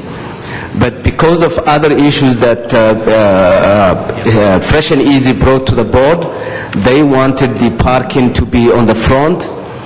The Area Planning Commission granted that with very uphill conditions, that they have to have a depth of 15 feet landscaped area from the property line all the way to the parking. So it's a very well landscaped parking that the pedestrian person doesn't see the cars per se, but mainly interact with this vegetated area and landscaped area. So one of the Area Planning Commission members is here. If you have questions, I will be more than glad to answer. President, what was there before the plan for the store? It was a vacant lot, as far as I can remember, for many years, and we have had a lot of issues with that, people calling about what the city's intent is. As a matter of fact, we surveyed one time South LA's vacant lots, and it has the highest concentration of vacant lots in the... But what was the business before it became a vacant lot? It was a car dealership. Car dealership, and where was the parking? The parking was right there in the front. Is it the same parking lot that we're talking about for the grocery store? Yes. Okay, thank you. Let me just ask, colleagues, just for your information, we've given you a copy of the Fresh and Easy slide so you get an idea of exactly what the store looks like. And then we asked Ms. Beals, who's on our South Planning Commission, if she could give us an overview of what was considered in the approval of these exemptions. Thank you. Commissioner Rochelle Mills, for the record. I want to applaud the vigilance of the HOPE organization and their commitment to the specific plan. However, the Area Planning Commission is comprised of very capable and very committed commission members who live in that community. My daughter went to View Park Prep and graduated from Crenshaw High. I live and work in that area, and we took very seriously the recommendations from the staff. We went through the slides. We made recommendations to the Fresh and Easy company. And as Faisal mentioned, what we thought was most important was that it maintained the pedestrian spirit that was in the specific plan. And we think we were able to accomplish that by requiring additional setbacks and landscaping. There's landscaping integrated into the parking lot itself. We think we managed to do what the specific plan was asking for. We think we were able to maintain our role as good stewards of our community and to hold the Fresh and Easy accountable. Our concern was not with whether or not there are other food choices in the neighborhood, but because that was for so many years a car dealership and then an empty lot, and then subsequent to that empty lot was a use that was not approved, another auto use that the community did have the right to protest against. Now that we've got Fresh and Easy with a capable committee and a capable drawing and the recommendations of the staff and the Planning Commission to enhance the landscaping, to make it pedestrian friendly, I think we have solved what the community would like, what the spirit and the intent of the specific plan is, and I think this will be a catalyst for other similar development. Thank you very much, Mr. Parks. We have 3 speakers on the queue. Can I just do one thing before they speak? I would like to ensure that we put a variety of documents that came to us from Community Health Council, letters, also USC's report in the council file, and I have a verbal amendment I'd like to make. But before I close down, I'd like just to read you what I think is the essence of this issue. A 5-year-old wrote us a letter and said, please let us have a new Fresh and Easy market so my mommy and daddy can shop on 52nd and Crenshaw. And that's a young lady by the name of Ina Esther, age 5. And so I think that's the key factor. The verbal amendment we'd like to make is that there was a technical error in that actually the Planning Commission reduced the number of signs on the store from 2 to 1 on 52nd Street, and we want to clarify that and ensure that that's supported. And then also, we would like to ask the council to deny the appeal and adopt the conditions approved by the South LA Planning Commission. So I'd ask for an aye vote on that verbal amendment. Thank you very much, Mr. Parks. And before we go to the speaker queue, I just need to read the names into the record of the people who were here for the record. For the proposal, Kristen Lahner, Lark Galloway Gilliam, Tanisha Wright, Gwendolyn Flynn, Theodore Thomas Sr., Jacqueline Castillo, Ogo Olele, and against, Damian Goodman. All right, those are all the cards we have, and they are now part of the official file. And our first speaker in the queue is Mr. Alarcon. Council members, unfortunately, I have to rise simply to state why I am going to vote against this. And let me say that first of all, I'm very well aware of the issues of the food desert. My mother, in fact, worked at the Boys Market on Crenshaw, and so we have a long history with the community. But the reason that I cannot support this is to remain consistent. The fact is that I understand they have automated tellers, and they intend to get a conditional use permit to sell alcohol. And I believe that the two do not go together. I voted against it when I voted against it for the Sylmar location. In fact, I had to work very hard to deny that conditional use permit, which finally was approved. So the Fresh and Easy does exist in my district, but it does not have the sales of alcohol combined with the automated tellers. In addition, we did pass, the City Council passed a resolution to support a Hector De La Torre bill that would have banned the combination of automated tellers with the sales of alcohol. This council adopted that resolution. I think we should be consistent. And so I have to vote against it. I appreciate the concerns of the needs to create more food retail establishments on the south side, but frankly, I'm just doing this. It's a philosophical thing. Former board member of Mothers Against Drunk Drivers, and I stand with him on this issue. Thank you. Thank you very much, Mr. Alarcon. Okay, excuse me, please. No outbursts. That's not acceptable in the chamber, and if it continues, I would have to ask you to leave. Mr. Zine is our next speaker. Thank you. For those of you who are unaware, Mr. Alarcon's son was killed by a drunk driver, so he's very sympathetic to that cause. I, too, served on the board, Mothers Against Drunk Driving, and I've seen the tragedies with drunk drivers, so I just want to put that for the record. The issue of Ralph's and Costco and other stores, they have the automated tellers now. How do we control the sale of alcohol at those locations? Fresh and Easy has that, but other retail has the same thing. How do we control that throughout the city? Councilmember, for the record, the alcohol issue is not part of the decision today that's in front of you. That may come some other time in front of you. No, but I understand. But yes, to prove this, how do we make sure that youngsters, people that aren't eligible to purchase alcohol, how do we protect them? I think between the planning department, which guarantees those conditional use permit, would probably be instructed by your body to enhance and make the conditions. But how do we do it with Costco, and how do we do it with Ralph's? How do we do it with all these other markets that sell items and they have the automated tellers in place now?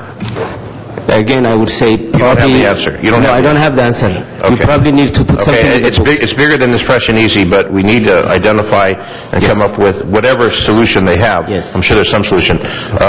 I have in my district, in the Woodland Hills area, a Costco that wants to come in. There's some community opposition to a Costco, and I support Mr. Parks in this endeavor. It takes a long time to come up with something. I've got 31 acres of land. They want to put in a Costco. There's some community opposition, but I look at it this way. We have vacant land. We have people who need jobs. We need to increase the opportunities for employment. We need to give those opportunities for people who want to work, as well as purchasing products and food products, and Fresh and Easy has that. And I will say to Fresh and Easy, you're welcome to come to the West San Fernando Valley and come on over in my district in the West San Fernando Valley. We have some available space, so I invite Fresh and Easy to come out and join us, and I also support Mr. Parks in this endeavor. Thank you very much. Thank you very much. Mr. Smith is our next speaker. Thank you, Mr. President, Madam President. First of all, I want to second Mr. Parks' amendment motion, so we have that on the record, and call for the question. Thank you very much. Let's open the roll. Mr. Smith has called for the question. Please open the roll on the call for the question. Close the roll. Close the roll. 12 ayes. All right, so the question has been asked and answered, so we will now open the roll on this item. Please open the roll on this item. Close the roll. Tabulate the vote. 11 ayes, 1 no. Congratulations.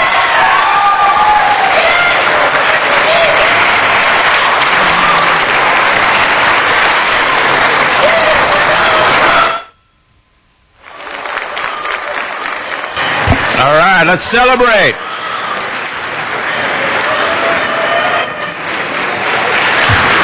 All right, thank you for the celebration for Fresh and Easy coming into Mr. Parks' district. Thank you. For those of you in chambers, we need to continue our council meeting, so we would please ask that you quietly depart as we continue our council meeting. Mr. Clerk, next item, please.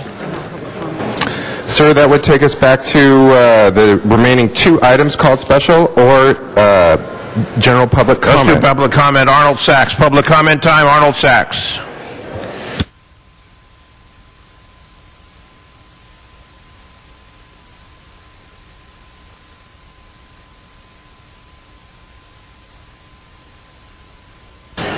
Is Arnold Sachs in the chambers? I don't see Arnold Sachs in the chambers. Walter Bechtel? Walter Bechtel in the chambers? I don't see Walter Bechtel in the chambers. Let's go to the Valley. Bruce Darian? Bruce Darian. Council President Zine, it's a catastrophe here. Nobody comes here. You make people wait an hour and a half. I probably won't come here anymore. It's a waste of time. The issue that I'm talking about is with the judge denying the city of Bell. I didn't even read it, but I just saw the headline on it. A receiver. We've had a corrupt receivership with Los Angeles contracts on what the state deemed as an organized crime project. That's Malibu Pier. Organized crime in Los Angeles is prevalent. Okay. Many businesses have been infiltrated by this. And you as a council do nothing. The city attorney's office does nothing. The county council does nothing. The state attorney general does nothing. It's fraudulent government with fraudulent businesses. And that's where we're at. As far as Malibu and the city of Los Angeles, which you're aiding and abetting this fraudulent activity with your city council. And we'll do some battle here. Okay? Los Angeles is now connected with Malibu to take the sewage. That's been the battle of Malibu, is to save Malibu over the sewage. And Los Angeles is all set up to take it. Why? Because Malibu's going to be what's known as Pottersville. It's going to be a go-go town, built out and ready to go. And Los Angeles is right there to take its sewage. That's been the problem with Malibu for decades now, to save it from this type of catastrophe. Los Angeles is a fraud, the county is a fraud, and the state is a fraud, and the federal government does nothing. You have crooked businesses that you sanction and ratify. You do not prosecute these people. You're more interested in going after laptops that are stolen. I'm a member of the Sherman Oaks Homeowners Association. Constant briefings on putting the stuff in your trunk and stuff. What about the gangs, cartels, drug trafficking, the crime in Los Angeles? If our viewing audience has information about illegal activity, we encourage you to report it to your local law enforcement agency. Mr. Smith? Yes, I ask number 34 go forthwith, please. 34 forthwith for Mr. Smith. Henry Marine. Front and center, Marine. Can we get We got a quorum. Is that a quorum? We got a quorum. Eight's quorum? Well, 10's a quorum. 10's a quorum. Where you at? They're here. Huh? All right. Yesterday, I reminded our horseshoe stewards that no one advised them of the CAO or the CEO that it was illegal to reduce the prevailing sum owed to others and me until October 26, 2010. However, elected officials working in trusts of past city attorneys and CEOs authorized them to reduce the prevailing sum owed to others and me in good faith since 1989. It is now clear as a bell with city attorneys and labor and benefit divisions hid to cause controller, council, and taxpayer accounting disputes in feather-bed courtrooms to the detriment of taxpayers. Union contractor and employee representatives are bonded to cover losses due to incompetence or corruption. Union banks may be willing to facilitate a TRAN, tax revenue anticipation note, for our 110% wiser budget committee police.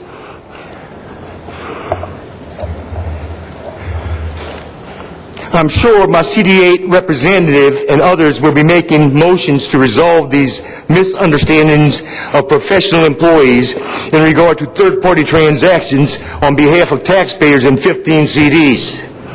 However, the council does have the option to agree to continue to illegally pay others on and after October 2610 at will. This is up to you. Want to copy this? Thank you. If Sergeant Arms will take that paper, appreciate it. Thank you very much. That completes our public speakers for today. We are absent 2 members, so we're going to be looking for the 2 members. We're going to put on hold right now.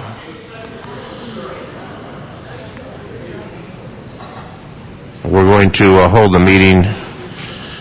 We are short 2 members at this moment.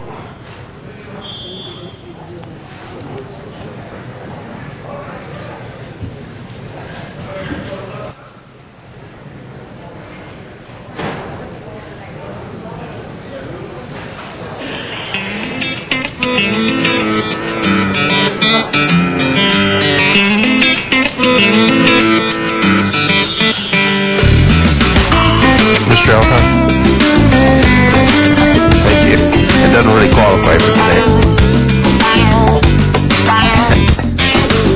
Mr. Hernandez will use you as a fill-in.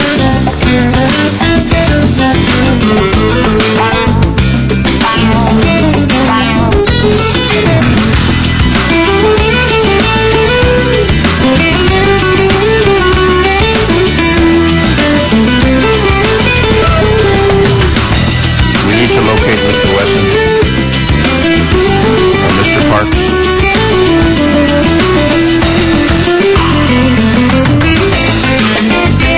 Mr. Wesson and Mr. Parks.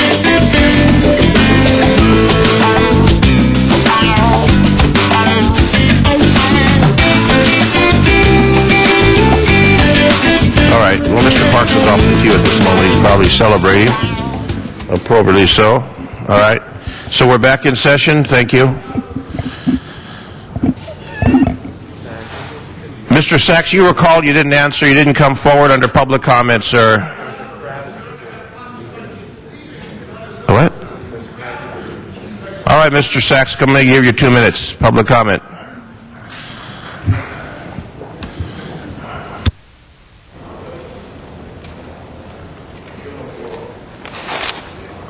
Thank you, sir. You know, you have the crowd like that, but that's another story. Congratulations to the City Council for all their heavy lifting they've just accomplished by getting these ordinances put on the ballot for next March. But it really accomplished nothing. Vanilla ordinances that don't really address the problem. Here's some of the real information you should be aware of.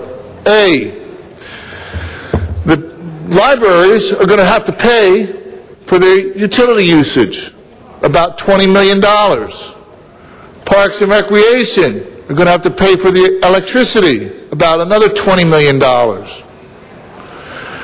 The utilities did not receive the ECAF raise they wanted, but now city agencies that were able to have the utilities paid for out of the public funds, now need to come up with the money. The library and Parks and Recreation. So that's like an additional raise to the ECAP. The city, according to the most costly part of the revenue drain, which is the pensions and health care, didn't really address that. They need to address it by changing state law. So here's a plan of action for you, if you'd like to listen or care to listen. If your elected official running for office, or whoever is running for office, does not say or does not produce any kind of legislation that will affect state legislation to change pension rules and plans, vote no. Don't vote for them. That's the message. Thank you, Mr. Sachs. Next item, please, Mr. Clerk.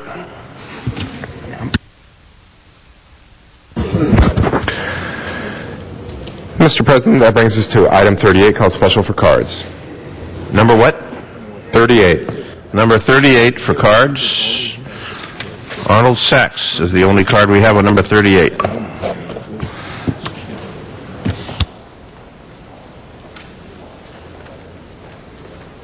Yes, item 38. My question for holding this item, again, is this property, city property in Kern County? Is tax paid on that? Does the city pay Kern County tax on that, property tax on that? Because this is public works property. So I bring up a point about Department of Water and Power, where they pay taxes in other counties for property, but they don't pay property tax in the city of LA or the county. I'm not sure the county. So the question is why the difference? I know Department of Water and Power is a proprietary department, and the Department of Public Works is actually a city agency, which is a major difference. But you're talking about funds that would benefit the public resources. Why should DWP continue to get a waiver? It needs to be addressed.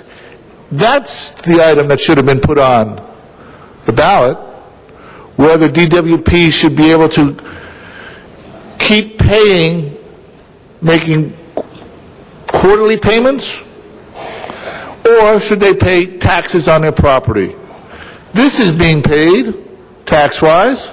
Why shouldn't DWP pay for the city of LA? Thank you. All right, that matter is now before us. Colleagues, open the roll, close the roll, tabulate the vote. 11 ayes. Next item, please. Item 39, called special for cards. Forthwith on 38. Number 39, Mr. Sachs. Number 39, our last item for the day. Well, 39, thank you. Arnold Sachs. 39, the city, the CLA and the CAO will monitor the progress of the regional connector and evaluate proposed development opportunities project for potential development. Well, how do you like that? The downtown regional connector is going to be looked at by the CLA, the CAO, and report maybe back to the wonderful city council. A project 30 years late in being built. Part of the original Blue Line, the part that would have gone from Long Beach to Union Station, but redundantly the Red Line built in its place so that the extension of the Red Line from 7th and Figueroa would not occur any further than to Western Avenue. So money has been changing hands 3 times for one project, a $1.4 billion project that doesn't include a needed station at 5th and Flower. Should have been built in 1990, and pretty sure that almost half or more than half of this city council was not necessarily involved in the major planning, but had an inkling of what was to occur due to the corruption of the Los Angeles County Metropolitan Transportation Authority. Because that's what this is. This speaks of pure corruption. A $1.4 billion project that could have been built, operating, and continued for $200,000. That concludes the comment on this. If there are no speakers on the queue, we'll open the roll, close the roll, and tabulate the vote. 11 ayes. That concludes that item. Are there any further items, Mr. Clerk?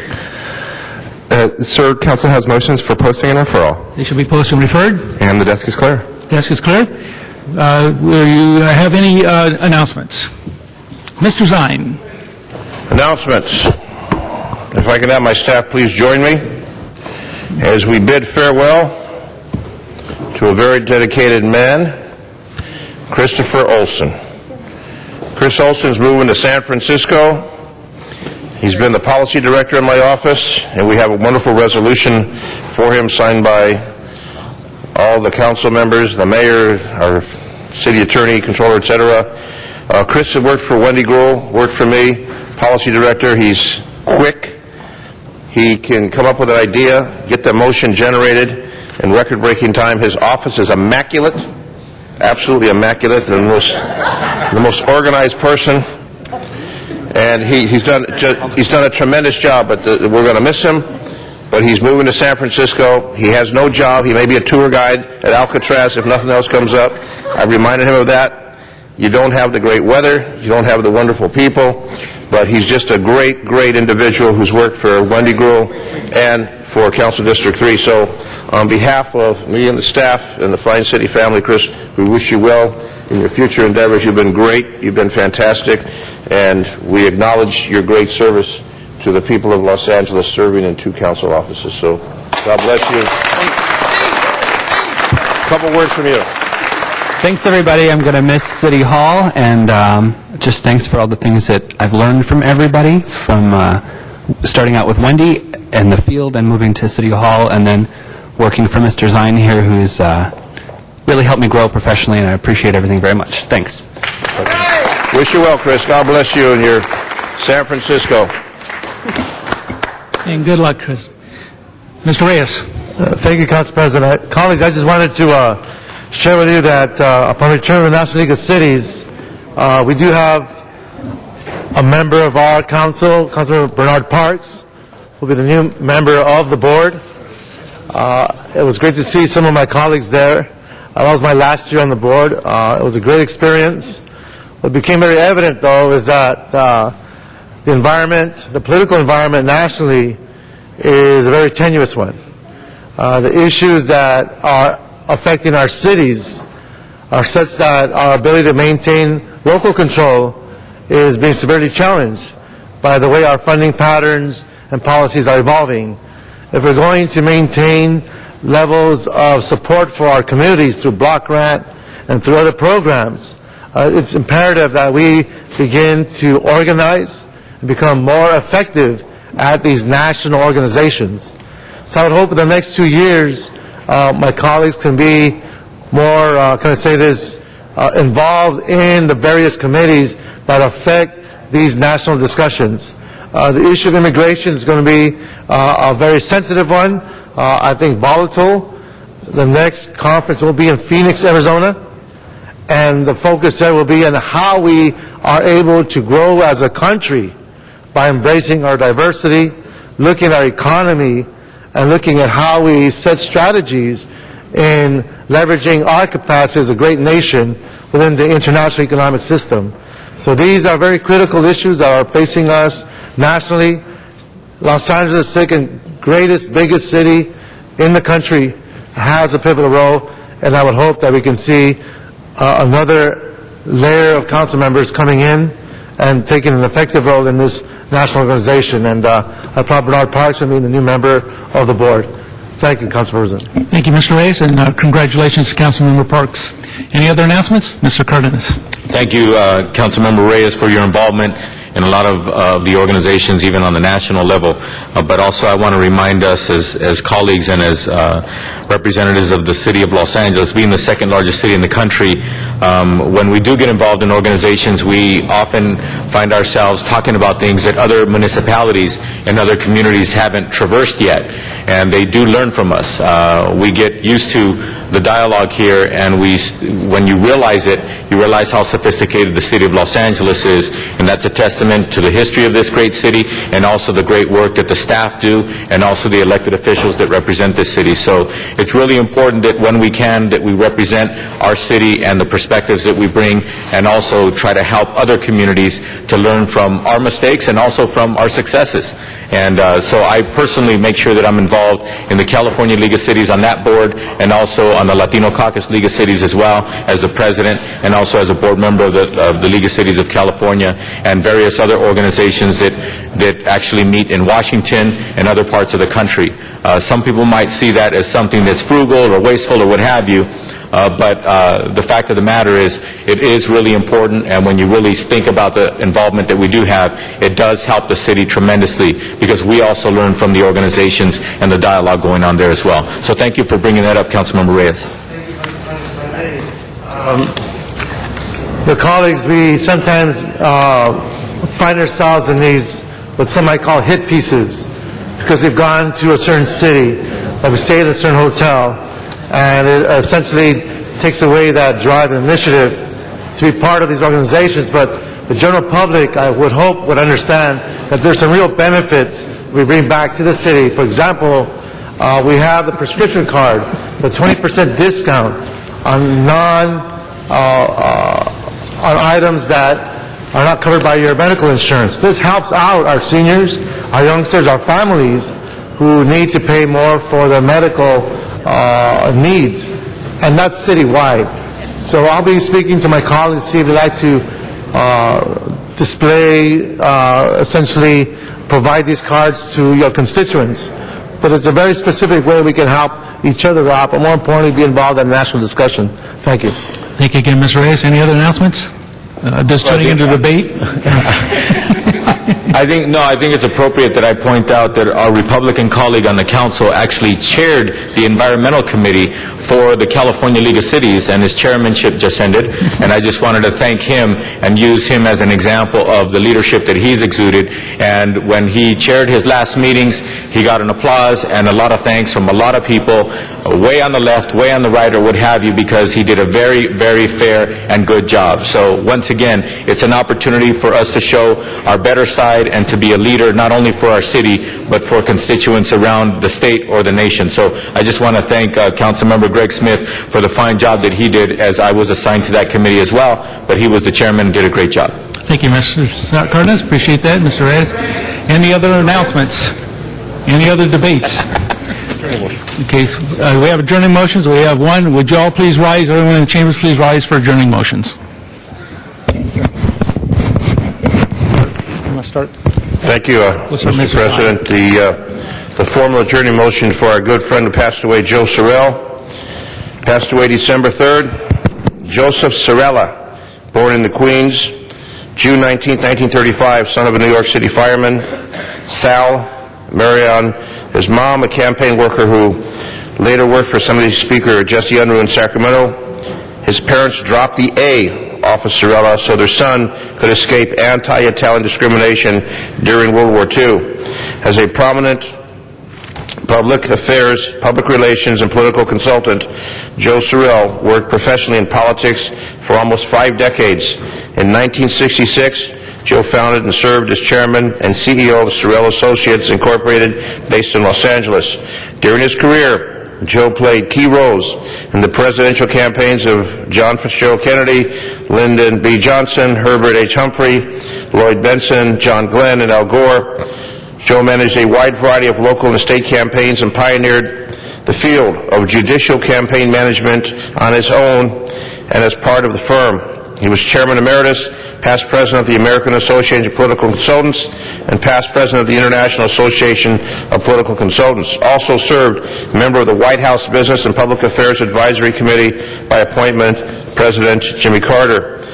Despite his New York upbringing, Joe loved Los Angeles, which is where he married his wife, Lee.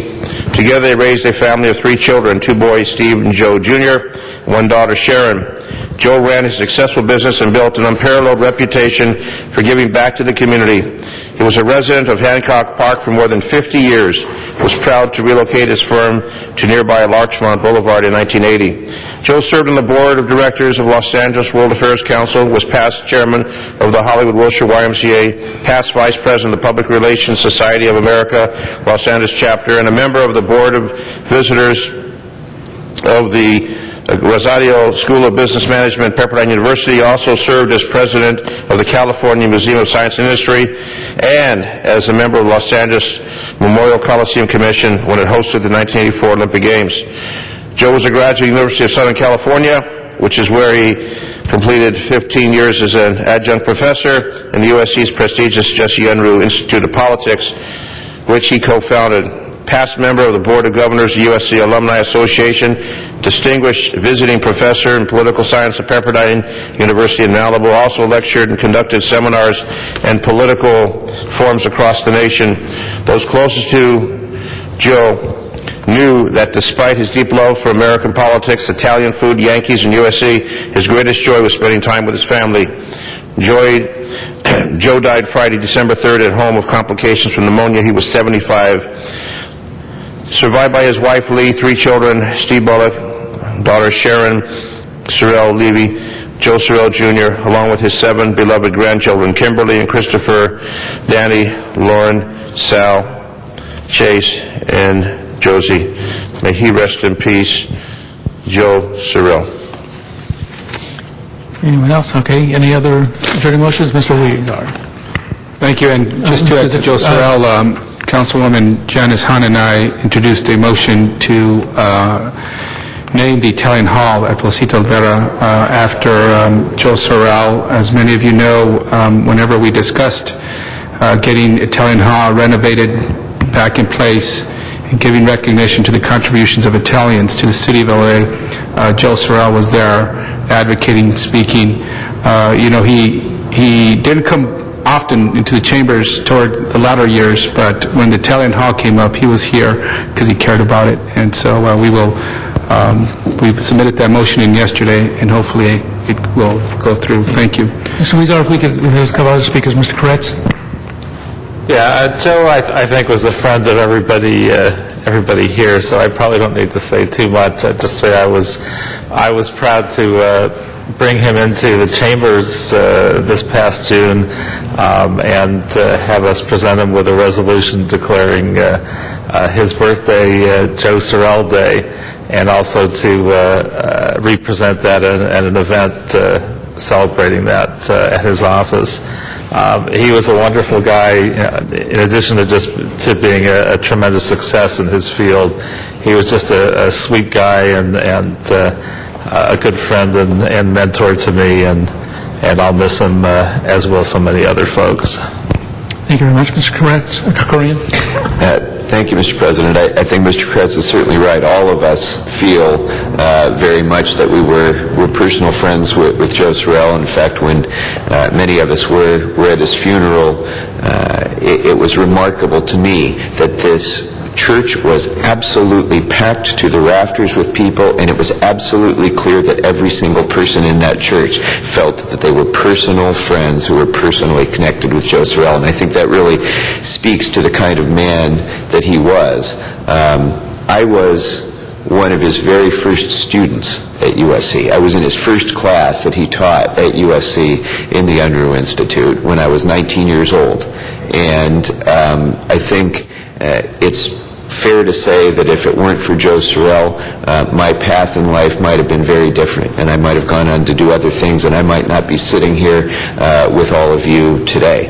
And what I think was most remarkable to me about Joe was not just hearing his stories about how he's influenced the government of this country, not just hearing how he's shaped the careers of the great and the famous and presidents and senators and others, although those were terrific things and important parts of the relationship that I had with him as a very young man. What was most remarkable to me and most noteworthy was that even though he had done all those things, he always had time for a 19-year-old college student who just wanted a little bit of advice and guidance. And I think that was what was remarkable about Joe Sorrell, is no matter what he achieved in life, he treated everyone at every stage of life as though they were important. He was relentlessly positive. I don't think I ever heard him say a negative word about anyone or anything. And our country and our state and our city will miss him a great deal. But it's also true that I think our government, our community will always benefit from the great legacy that he left behind and the influence that he had in this world when he was here. Thank you. Mr. Reyes? Mr. President, I really believe it's valuable to share Joe Sorrell's story because it does speak to how we need to celebrate his life. As a candidate, the first time I ran, I was in a fairly dark place in terms of should I run, should I not. Most folks were saying, maybe you shouldn't, this is crazy, and I went to speak to him, and we spent about a good hour talking, and when I walked away, his advice was, go with your heart. If you have the energy, despite what anyone says, you want to feel complete, and you want to have the regret that you didn't try. And he was very supportive. He didn't detract me from that sense of purpose and goal. Fast forward a few years, my son Adam, I guess he was 8 years old, went to the National League of Cities. We had that really great dinner. And Nancy Pelosi was sitting at the table. And my son was really shy and has a little suit on and he looked pretty sharp. And he took him to meet Nancy, and Nancy shook his hand and she sat him on her lap and they were talking. And it was just amazing, and Joe made that happen. He was like, that's a memory my son will always have. And now we talk about the national politics, that name, that face means something, and it really created an environment that was very family-oriented, and for me, I always treasure that sense of warmth that he offered us as folks who go through this public service. Thank you. Mr. Rosendahl? Yeah, this is an extraordinary moment. Again, we've talked about Joe yesterday. Many of us did, and we're talking about him again today. And we'll continue to talk about Joe Sorrell for the rest of our lives. Joe and I were friends for over 30 years. He watched my back for 22 years in the cable business. We worked together on many, many issues there. And I always felt the strength of Joe, that he was there. He was there for me, and he was there for everybody. But he never had an unkind word to say about anybody. And he was constantly interacting. And as Paul said, Krikorian at the funeral yesterday, everybody that was there when the funeral was happening on Monday, from different parts of his life. And it was just like when Joe would walk in a room, he would connect with everybody in the room. He had a line for this one and that one. Before you knew it, the whole room was right on to Joe's face. And we felt that energy on Monday in that church. It was a remarkable experience, which will always stay with me and will always give me the strength as I continue forward in this particular role I'm in now.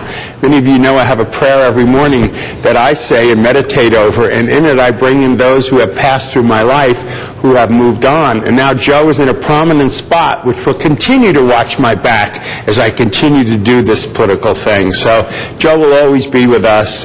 He's an extraordinary human being, and it's a sad thing, but we all die, and all we have is the moment, and we need to cherish the moments we have with everybody. Thank you. Mr. Parks? I'd like to comment on a couple of things that I think I always remember Joe, and he had the most unique invitations to his events. You would wait at the mailbox to see what was this year's theme as he invited you to some activity. It didn't really dawn on me that he was really sick, because he's kind of larger than life, until I went to Denver for the DNC, and he wasn't there. and you went to the dinner and you looked around, and the first thing you thought about is, where's Joe? And then you realize Joe must be really ill not to be here, because that was kind of his mainstay of bringing L.A. elected officials together at the but the National League of Cities. So I will always cherish the fact that he also was probably the most positive person I've ever met. No matter what the issue was, or when you saw him, he had a positive statement. He was always seeking you out to say something, making you feel a part of whatever was going on. He did not allow people to stand to the side. Everybody had to be interactive, and that's the kind of memories I'll always have of him. Thank you, Mr. Parks, Mr. Zine, and then Mr. Alcon. Quick tidbits that came to my mind. Joe would send me clippings of newspaper articles or something in a magazine with my name in it, with a little personal note. I mean, he did that. He was the only person I never know who's done that consistently. And I always referred to him as Uncle Joe, because he reminded me of my Uncle Joe, who was kind and considerate and very caring. So I just want to add those two things. I always thought, when I saw him, I would say, "Hey, Uncle Joe, how you doing?" And then I always remember those clippings, Joe Sorrell clippings of this, that, and the other. God bless Joe Sorrell. Mr. Alcon. Joe was the kind of lobbyist that you never wanted to oppose, but in our business we know that there isn't a lobbyist that we don't have to oppose at some time. And but he was a formidable opponent, always respectful, always give you the facts, pro and con, which is what good advocates should do. But he was also a man who cared deeply about Los Angeles. In fact, I've said that when you think of people who have shaped Los Angeles, you don't think of the Joe Sorrells of the world, but you think of politicians and the like. But in fact, Joe Sorrell, over the last 40 years, has contributed to shaping Los Angeles as much as anybody. And I want to share a couple of anecdotes. First of all, he was involved in my first election for the other side, and he the interesting thing about Joe, it wasn't a dislike for me or anything like that. It was a commitment to what he believed was the institutional wisdom that the other candidate was going to prevail. And so when I won, and it indicated a different trend that was emerging from the Northeast San Fernando Valley, he recognized that, he learned from it, and he used it in many. I think he's probably told everybody about why he no longer did campaigns other than judges' campaigns. But the other thing about Joe was he knew how to enjoy life. I mean, everybody would want to go to his parties, and I remember in the 90s, the Democratic Convention, and he had this huge party. And in fact, I'll confess that we were up till wee hours of the morning, and I had a council meeting the next day. So knowing that he was tighter with John Ferraro than anybody other than John's wife, I had him write me a note, and it actually said, "Please excuse Richard for being tardy.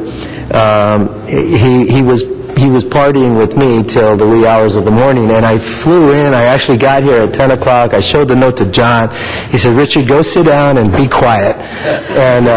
And we conducted our business. But Joe was an institution, an icon in City Hall, and his organization will remain so.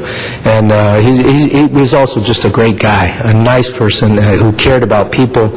And although he didn't show it, he wasn't extremely passionate or a hugger or anything like that.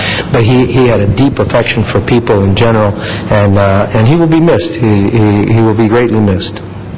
There'll be all members on adjourning motion for Joe Sorrell. Mr. Huizar. Thank you very much, Mr. President. Colleagues, I also ask that we adjourn today in honor of Sri Daya Mata, who recently passed away at the age of 96. I'm sure that Mr. Rosendahl and Mr. Reyes would also like to join me on this. Daya Mata was one of the first female Hindu leaders in the United States and enjoyed unusual longevity in her position as spiritual and administrative head of the Self-Realization Fellowship, which emphasizes yoga and meditation as paths to God. Born as Faye Wright in Salt Lake City in 1914, she was descended from a prominent Mormon family. Her grandfather, Abraham Reister Wright Jr., helped design the historic Mormon Tabernacle in Utah. Daya Mata became enchanted by a Hindu mystic as a teenager and went to lead the Los Angeles-based Self-Realization Fellowship for 55 years. Taya Mata, whose name is in Sanskrit means Mother of Compassion, was the third president of the Self-Realization Fellowship, a worldwide organization founded in 1920 by Indian yoga master Paramahansa Yogananda. She was known as a faithful interpreter of his teachings. Dedicated to the harmony of all religions, the fellowship has more than 600 temples and meditation centers around the world, including its lake shrine in Pacific Palisades and sprawling headquarters northeast of downtown in Mount Washington.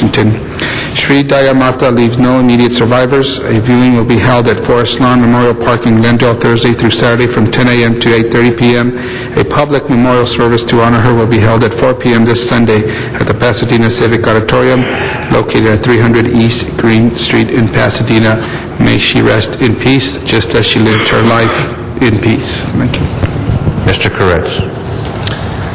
Thank you, Mr. President and colleagues. I ask that we adjourn today in memory of Harold Katz, and his family is here in the council chambers with us today. Mr. Katz was a founding member of the Century City Chamber of Commerce and led the organization as its president in 1972 and 1973. He was very active in the Los Angeles community, serving as a director of the Los Angeles Business Council, as chairman of Transportation and Planning, chairman of the Los Angeles Citizens Advisory Redevelopment Project Committee, director and founder of the nonprofit Skid Row Development Corporation, director and former vice president of the Variety Club Children's Charities, co-chairman of 5 telethons and pre-telethon dinners, and a member of the advisory board to the Community Relations Committee of the Jewish Federation Council of Greater Los Angeles. Furthermore, Mr. Katz was named Century City Man of the Year in 1972 and 2007. His commitment and dedication to these organizations and his community were unwavering, and he will be truly missed by his family, by our community, and the Century City Chamber Board. Thank you. All members on the adjourning motion, Mr. Katz. Mr. Rosendahl? Quick comment. I want to thank you for sharing him with us all these years. He made a huge difference in all of our lives and in the community. May he rest in peace. Any other adjourning motions, colleagues? Thank you. That concludes this meeting of the Los Angeles City Council. Mr. Clerk, please call the roll.